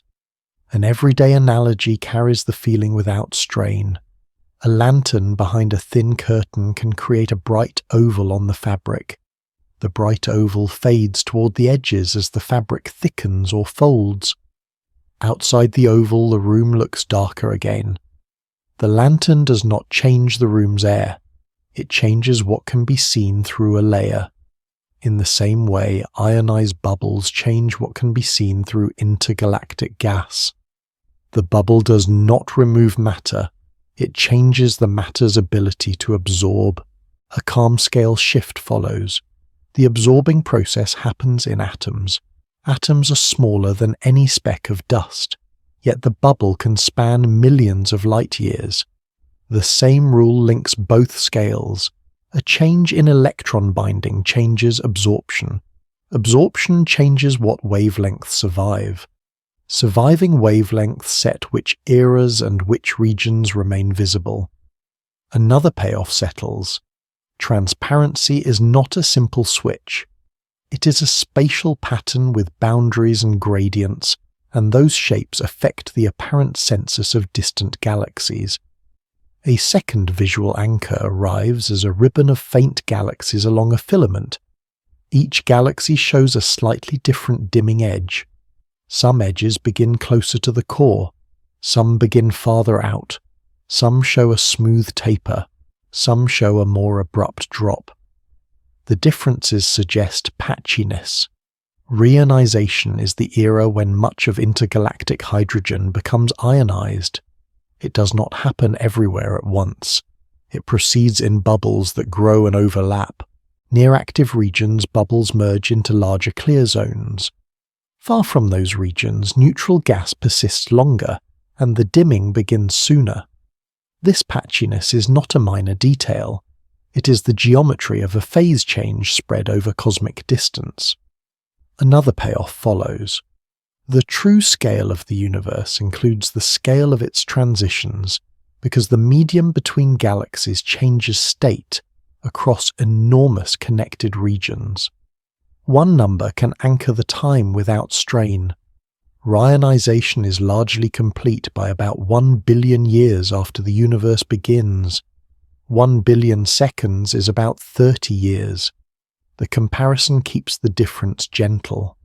30 years can transform a coastline through steady tides and storms. 1 billion years can transform the transparency of intergalactic space through countless sources of ionizing light. The scale shift continues smoothly. A bright episode in one galaxy can last far less time than the billion-year transition. Yet the combined effect of many galaxies can reshape the entire medium. Another payoff settles. Long cosmic change can be built from short local episodes because many small sources add up across the web. Now a limit of observation enters softly and clearly. The dimming edge is inferred from very faint light. At extreme distance, the blue side of a galaxy can fall below the background first. The exact position of the edge can therefore depend on noise and on the chosen model for the galaxy's intrinsic spectrum. Dust inside the galaxy can also reduce blue light and imitate part of the effect. The limit is degeneracy in interpretation. Neutral hydrogen absorption and internal dust reddening can both dim the same band.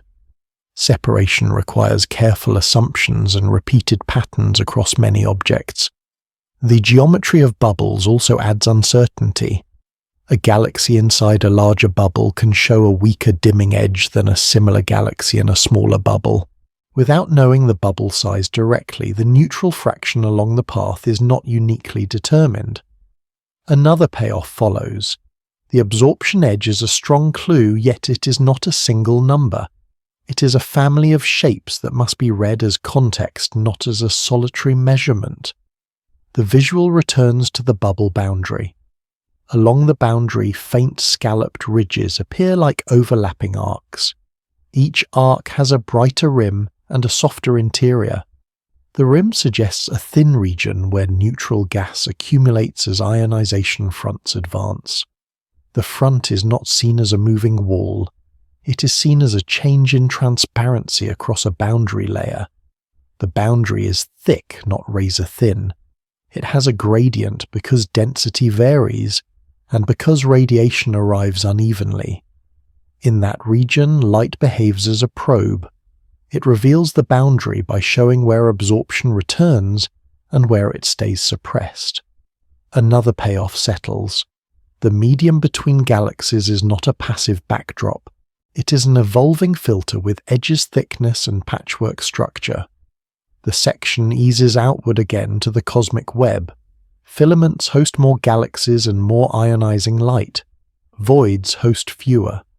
The web therefore guides where bubbles grow first and where neutral pockets survive longer. The next step moves from this changing filter to what it does to distance ladders and counts.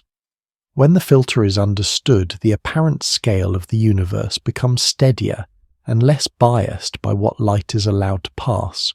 A faint regularity can hide inside the cosmic web even when the web looks irregular at first glance. The regularity exists because an early ripple leaves a preferred spacing between dense regions, and that spacing becomes a quiet ruler. In that region, a filament curves through darkness as a chain of dim ovals. The ovals cluster at a junction and then spread out along the strand. Between clusters, small gaps repeat with a subtle rhythm. The strand is not a straight line. It bends gently and thickens near each knot. Its edges fade through a soft gradient into the void. Around one knot, a misty halo spreads outward and then dissolves with no hard boundary. Within the halo, faint bridges connect nearby ovals. Along each bridge, brightness rises slightly at the center and then falls away. A first payoff settles. Even when shapes look messy, a preferred spacing can still be present as a statistical texture in where knots appear. One concept holds that texture. A standard ruler is a known physical length imprinted in space. The imprint in the web comes from pressure waves in the early hot medium. Those waves travel outward from small overdensities. They slow and fade as the medium cools. When atoms form, the waves stop traveling freely and the pattern freezes in place. The frozen pattern is not a visible ring drawn on the sky. It is a gentle excess of matter at one separation. That excess becomes a ruler that persists as galaxies form and move within the scaffolding. In that region, a map of many galaxies shows a faint shell-like preference. Around dense knots, companions appear slightly more often at one particular distance than at slightly smaller or larger distances.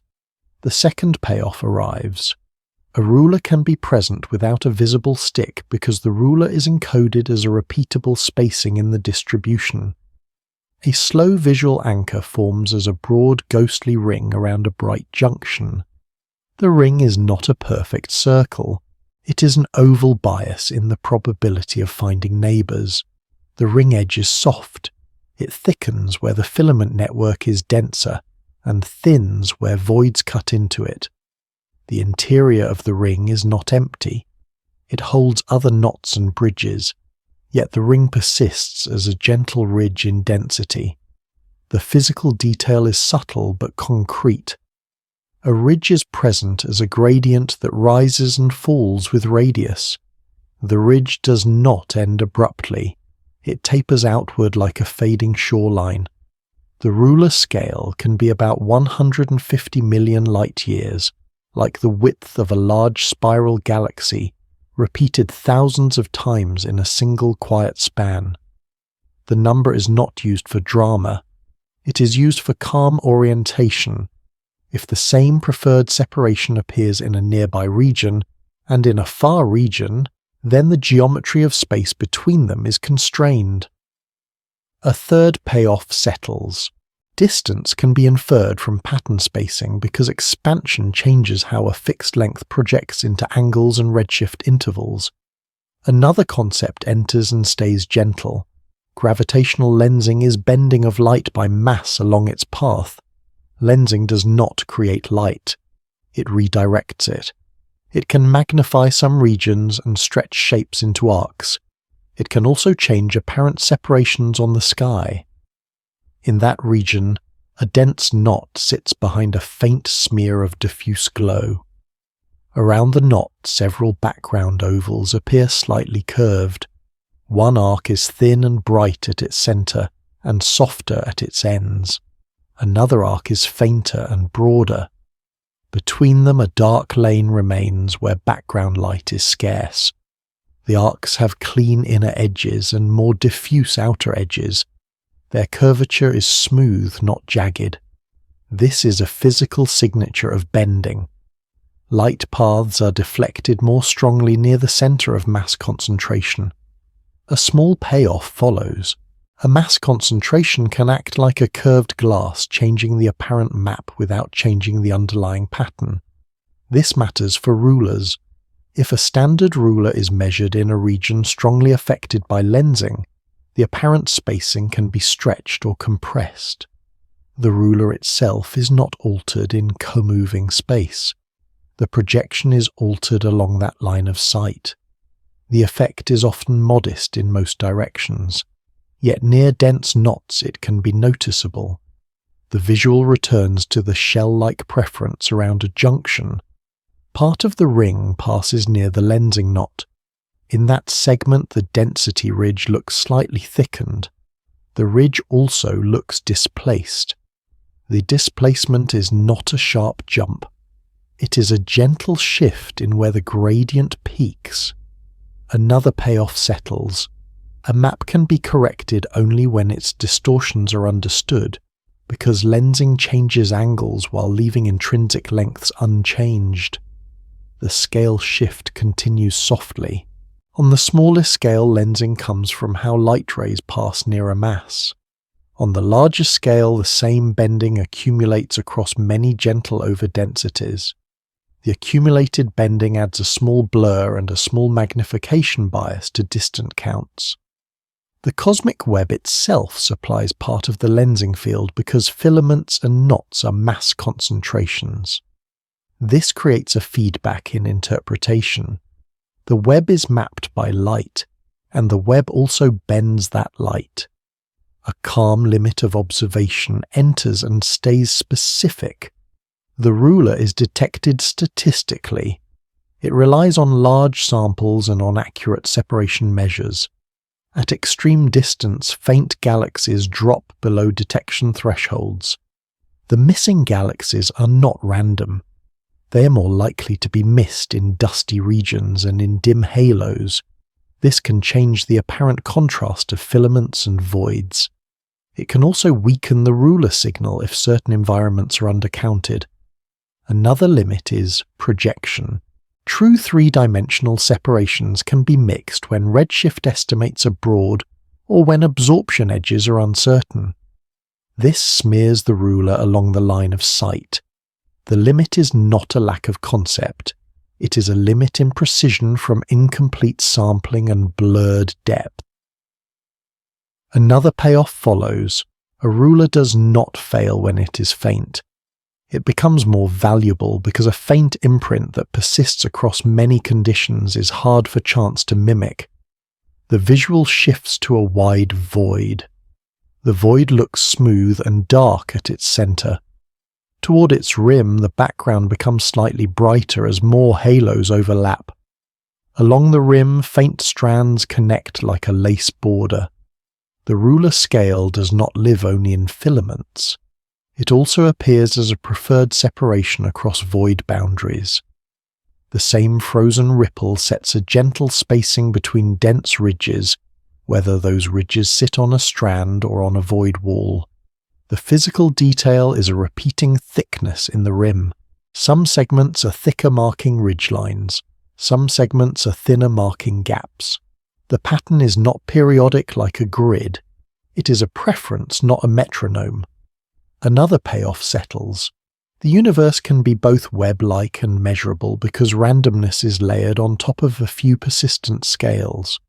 The section eases toward wider consequences. When a ruler fixes distance's expansion, history becomes clearer. Expansion history then sets ages and time windows for the transitions already described. The next step follows that timeline and its quiet implications for how the universe changes from early structure to mature vastness. Distance does not only spread space, it spreads time into layers that light can cross.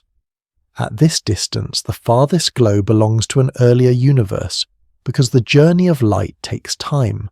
A wide field holds a quiet crowd of faint ovals and tiny smudges. Some sit alone in dark patches. Some gather in loose strings. The nearer shapes look broader and calmer. Their halos fade outward through soft gradients. Farther out, the shapes grow smaller and more granular. Brightness breaks into uneven knots. Edges look less settled. Between groups, darkness opens into basins with no crisp boundary. In that darkness, thin traces still appear. A curve of dim light can hint at a hidden filament. The field feels still, yet it contains motion written as delay. A slow drift across distance becomes a slow drift across time. A slow visual anchor forms around depth. The field can be imagined as nested shells. A nearer shell contains larger galaxies with smoother light profiles. Beyond it lies a shell where galaxies look tighter and more compact. Beyond that lies a shell where halos are faint and uneven. Each shell has no hard edge. The boundary is a gradual shift in texture and density. Smooth ovals become mottled smudges. Long halos become short halos. Dark gaps widen and then narrow again. The shells are not perfect spheres. They fold and ripple with the web of matter. Still the layered feeling holds. Near means later. Far means earlier. Look-back time is the time light spends travelling to arrive. A closer galaxy is seen later. A more distant galaxy is seen earlier. A cliff face carries the same logic in stone. Thin layers of silt settle one after another. A single layer is almost invisible. Many layers form bands. Some bands are pale, some are dark. A break in the cliff exposes the history without any motion in the rock. Distance does something similar in the sky. It exposes a sequence without showing the in-between. The mind gains a timeline made of shells. A second concept enters and stays gentle. Expansion stretches wavelengths during the journey. A wave that begins short arrives longer. The stretching shifts light toward redder bands and also reduces energy per wave. In that region, light behaves as a ripple that widens as it travels across a broad pond. The ripple remains a ripple. Its crest and trough are simply farther apart. In the field, a soft colour drift appears across the shells. Nearer galaxies can carry more short wavelength light when internal dust is modest. More distant galaxies often appear redder for two reasons. Their internal light can differ because conditions are earlier. Their travelling light is also stretched and dimmed. Dimmed light spreads thin across the sky like mist thinning as it covers a wider valley. This makes distant halos fade into the background even when the mass remains. One number can anchor the full span without strain. The visible history reaches back about 13 billion years. That span is like a cliff built from 13 billion grain-thin layers of silt. Each layer adds almost nothing. The stack becomes a wall. The wall gains seams and subtle gradients. The comparison keeps the scale tangible. 13 billion years is far longer than any brief bright phase within a galaxy, yet it is finite. The finiteness matters because it limits how much growth can occur before the earliest shells. A quiet problem follows. A single galaxy cannot be watched across billions of years. The same object is seen once at one age. Change is learned by comparing many objects at many distances. In a nearer shell, smooth ovals are common. Their light falls steeply near the centre and then eases outward. The outer halo fades as a long gradient into darkness. In a farther shell, clumpier forms appear more often. Brightness arrives in patches with faint bridges between them. The bridges are wide and low contrast. They look like mist-connecting islands. A quiet clarity appears here. Earlier galaxies can show their growth in visible structure, not only in total light. When clumps are common, merging and rapid building are implied. The layered view shifts scale without effort. On the smallest scale, a galaxy is a collection of knots and gradients. On the largest scale, galaxies trace filaments and void walls. In a nearer shell, a filament looks thick and continuous. Its spine is a mild ridge in density. Its edges fade smoothly into a void. In a farther shell, the same kind of filament looks thinner and more intermittent. Knots are smaller. Gaps are wider. The web exists early, yet contrast grows with time. Gravity gathers matter into filaments and junctions. Voids deepen as matter leaves them. The pattern persists while the texture slowly sharpens. A limit of observation arrives softly and stays specific. The farthest shells are incomplete. Very faint galaxies can fall below the background and vanish.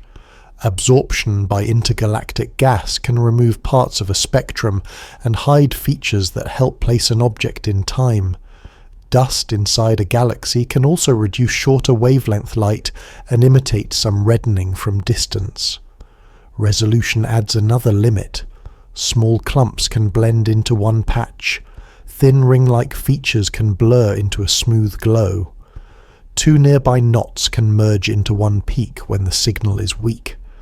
Because of these limits, the shells must be read as statistical layers. They are not a perfect record of every object. They are a careful sample shaped by light and by darkness. A final visual anchor gathers the field into a calm edge. Near the boundary of the view, the background turns slightly grainier. The grain is the combined glow of sources near a faintness threshold. It forms a faint fog with no sharp border. The fog rises where distant galaxies are more numerous and falls where they are rarer. Along one direction, the fog dims more strongly and forms a broad shadow that deepens gradually. The shadow is not a wall. It is the combined effect of distance and stretching and absorption. the mind can rest on that gentle fade. The next region follows how the spacing of these timeshells reflects the changing pace of expansion. A far field can feel calm and fixed, yet its distances quietly change with time. The change in distances imply that expansion is not steady, because later eras can stretch faster than earlier ones.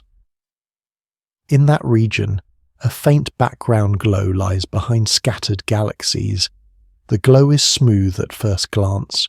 Closer attention reveals shallow ripples. Some ripples look like broad rings with soft edges. Some look like elongated bands that fade into darkness. The rings are not perfect. Their rims thicken where the web is denser. Their rims thin where voids widen. A first payoff settles. Expansion history can be read from gentle distortions in large patterns, because a known spacing looks larger or smaller depending on how space stretches. The visual moves to a single wide ring in the background glow. The ring has a brighter rim and a dimmer interior. The rim is a gradient, not a line. The brightness rises, slowly reaches a mild crest, then falls away. Across the rim, tiny speckles of galaxies appear slightly more frequent. The speckles are not arranged neatly. Still, the rim stands out as a statistical edge. This edge behaves like a shoreline around a basin. The shoreline is not water. It is a boundary where likelihood changes. The second payoff arrives. A weak feature becomes powerful when it repeats across many directions, because repetition turns faint texture into a distance cue. One concept holds the late time behavior. Accelerating expansion is the tendency for the scale of space to grow faster over time. It does not mean objects fly through space faster. It means the metric distance between far regions increases more rapidly as time passes. The effect appears when a component with negative pressure dominates the overall energy balance. Dark energy is a uniform energy density that affects expansion. It does not clump like matter on large scales. It changes the rate at which the entire fabric stretches. A simple analogy keeps it gentle. An elastic sheet holds a pattern of faint ripples. The sheet is pulled slowly at first. Later the pull increases. The ripples do not change their identity. The spacing between ripple crests increases. The whole pattern becomes more spread out without any crest moving across the sheet itself. A third payoff settles. Acceleration is a statement about spacing, not about motion through space, and that distinction prevents a common confusion. A slow visual anchor forms as two distant filaments face each other across a void. The void interior looks smooth and dark. Its rim shows a soft ridge of halos. Over time, the rim would appear to drift outward in moving coordinates. The ridge does not tear. The ridge stays a ridge. The separation between opposing rims increases because the void expands with the background. This reveals a scale shift. Local knots remain bound by gravity. Their internal distances can stay nearly fixed. Vast separations between unbound regions can grow by expansion. The fourth payoff arrives. The universe can hold stable islands inside an expanding ocean, because different scales follow different rules. One number anchors the timing without strain. Acceleration becomes significant about 5 billion years ago, like a long tide turning during the last third of a very long night. The comparison keeps it calm and familiar. 5 billion years is not a brief episode. It is a substantial era. Yet it is still shorter than the full age implied by the deepest look-back layers. The timing matters because it sets which shells of the sky are shaped by acceleration and which are shaped more by earlier matter-dominated expansion. Another visual anchor arrives in the background glow. The glow shows a slight anisotropy. A wide band is marginally brighter than the rest. A darker trough crosses it at an angle. The band has no sharp edge. Its brightness tapers like fog thinning across a valley. This is not a light source with a boundary. It is a remnant pattern that can be stretched by the changing scale. In that region, light behaves as a messenger that carries both its own wavelength and the geometry of the path. When the path expands, wavelengths stretch. When expansion accelerates, the stretch rate changes with time. The fifth payoff settles. Redshift is not only a measure of distance, it is also a measure of how the rate of stretching varies along the journey. Now a limit of intuition enters softly and clearly. Expansion is not like fragments moving away from a center in a pre-existing space. There is no central point that the pattern retreats from. The geometry is everywhere. The limit is mental imagery. Ordinary intuition expects motion inside a fixed container. Cosmological expansion changes the container itself. Another limit follows and stays specific. Observations of expansion rely on models that connect distance and redshift. Different combinations of matter density and dark energy behavior can produce similar distance curves within measurement uncertainty. The limit is degeneracy. A single type of ruler or candle is rarely enough to separate all possibilities. Patterns such as the standard ruler and the background ripples help because they tie geometry to early physics. Still, the inference remains indirect. Another payoff settles. The scale of the universe becomes clearer when several independent textures point to the same stretching history, because agreement reduces model ambiguity. A third concept enters and stays quiet. The horizon is the maximum distance from which light can reach an observer in a given time. It is not a wall. It is a boundary defined by causality and by expansion. In that region, a horizon is suggested by the fading of structure. Beyond some depth, the field becomes dominated by diffuse glow. Individual galaxies become too rare and too faint. Their halos blend into grain. The grain becomes a smoothness that lacks distinct knots. The boundary is gradual. It behaves like a fog bank that thickens until shapes vanish. This creates a gentle physical detail. Contrast drops with depth. Edges soften. Fine features dissolve into a uniform background. The sixth payoff arrives. The observable universe is not limited by a solid edge. It is limited by a gradual loss of contrast because time and expansion set what signals can survive the journey. The scale shift deepens again. Inside a galaxy, gravity and pressure can shape gas in millions of years. Across the horizon, scale changes are measured in billions of years. The same photon can carry information from a compact region. That information is then diluted across cosmic distance by stretching and by dimming. In that region, a signal would lose surface brightness and spread across more area. The signal would also arrive redder. This is not a failure of light. It is the consequence of geometry changing during travel. Another visual anchor forms as a faint arc of light curves around a massive junction. The arc is thin at its brightest point. It is thicker at its ends. Its inner edge is cleaner than its outer edge. The curvature hints at lensing by mass. The arc also hints at depth because the source lies behind the junction. The arc is therefore a reminder that expansion, lensing and structure overlap in a single image. Another payoff settles. A single scene can carry multiple scales at once because local mass shapes light paths, while global expansion shapes the spacing of the whole map. The section eases toward a calmer perspective. Acceleration changes which distant regions remain in view over very long times. The web becomes a set of islands separated by widening darkness. The next region does not add a new mechanism. It softens the arc into a stable closing view where the universe is held as texture depth and quiet light.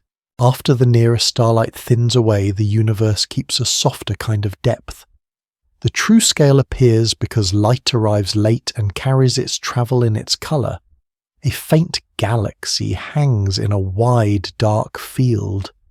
Its glow is not sharp. Its edge fades through a smooth gradient into the surrounding night.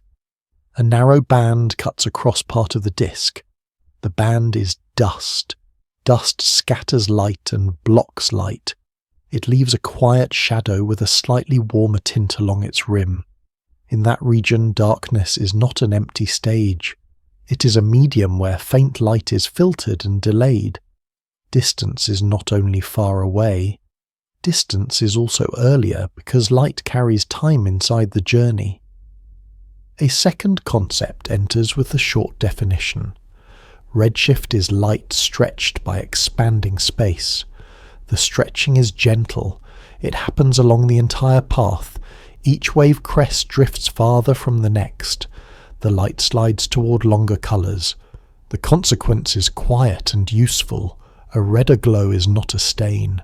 It is a clock written into colour. Two galaxies can sit close together on the sky. One can still come from much deeper time. The one with more stretched light comes from farther away. Redshift also thins a signal in a simple way. As the wave stretches, each photon carries less energy. The same source therefore appears dimmer from extreme distance. The dimming is not only geometry, it is expansion written into brightness. In that way, a large source can seem faint because its light is diluted during travel. A third concept arrives with a short definition. Gravitational lensing is bending of light by mass. The bend is smooth. It does not make corners. It can stretch images into arcs. It can also make more than one copy of the same source. A single background galaxy can appear as a pair of pale crescents on opposite sides of a cluster.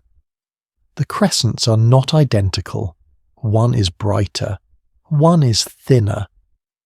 The difference comes from slightly different paths through the lens. The first visual anchor returns as a pale curve near a cluster. The arc is thin. It is brighter at a few knots. It fades at the ends into the background. Mass shapes what is seen even when the mass itself does not glow. Light behaves as a messenger that is rerouted. An object would appear larger and stranger. The path changes not the object. A scale shift follows without effort. The dust lane belongs to a single galaxy. The lens belongs to a cluster of many galaxies. The source of the arc belongs to a far shell of space. The same ray of light crosses all those scales in one trip. It leaves a small region. It traverses a long emptiness.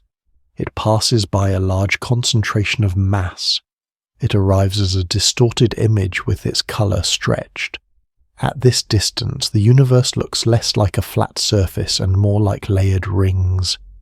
The rings are not drawn. They are set by travel time. The analogy is like tree rings in a trunk. Each ring is a layer of history that remains present all at once. The next visual anchor widens into the space between structures. A broad void looks almost smooth. Near its edge, galaxies gather into a faint rim. The rim is not sharp. It rises in brightness through a gentle boundary like a shoreline seen through mist. Voids are not holes carved cleanly. They are regions where matter is simply thinner. The boundary is gradual because gravity shapes gradients, not walls.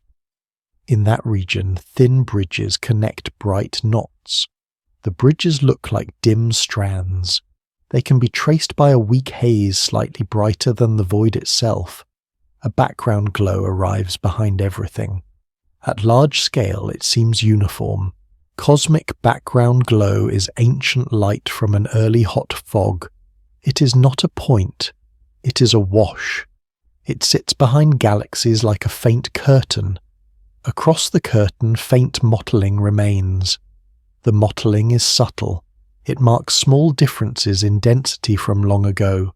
Large structure begins as small unevenness. A tiny excess gathers more material over long spans. A tiny deficit becomes emptier over long spans. Even this curtain has a limit in its detail. Very small ripples are smoothed by radiation diffusion in the early fog. That smoothing erases the finest contrast before light escapes. The limit is built into the physics of the young universe. At this distance, time stretches from moments to eons. Gas clouds change shape in silence. Galaxies drift and merge over long ages. The ancient curtain remains as a reference layer behind later light. There is also a limit that cannot be crossed by direct images. In the earliest era, space is too opaque for light to carry scenes. Light scatters again and again in the dense plasma. It moves like glow inside thick mist. Only after cooling allows neutral atoms to form does light travel freely. The limit is physical. It is not a choice. It is the universe itself changing from fog to clarity. Beyond that boundary, only indirect traces remain. The traces live in the distribution of background mottling and in the broad shape of spectra. They hint at conditions rather than pictures. One number anchors the whole sense of reach. Some of the oldest light still travelling freely is about 13 billion years old, like time long enough for mountains to rise and soften many times. That span is a measure of depth. It means far distance is also far past. It means the sky contains stacked eras. The final visual anchor holds the full layering at once. Near light shows crisp edges and sharp shadows. Far light shows softer gradients and redder tints. The arc around the cluster sits like a faint ring on dark water. The void sits like a calm basin. The background curtain sits behind them all. The scale feels immense, yet it remains coherent.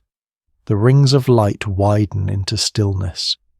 Depth becomes quiet. Time becomes quiet.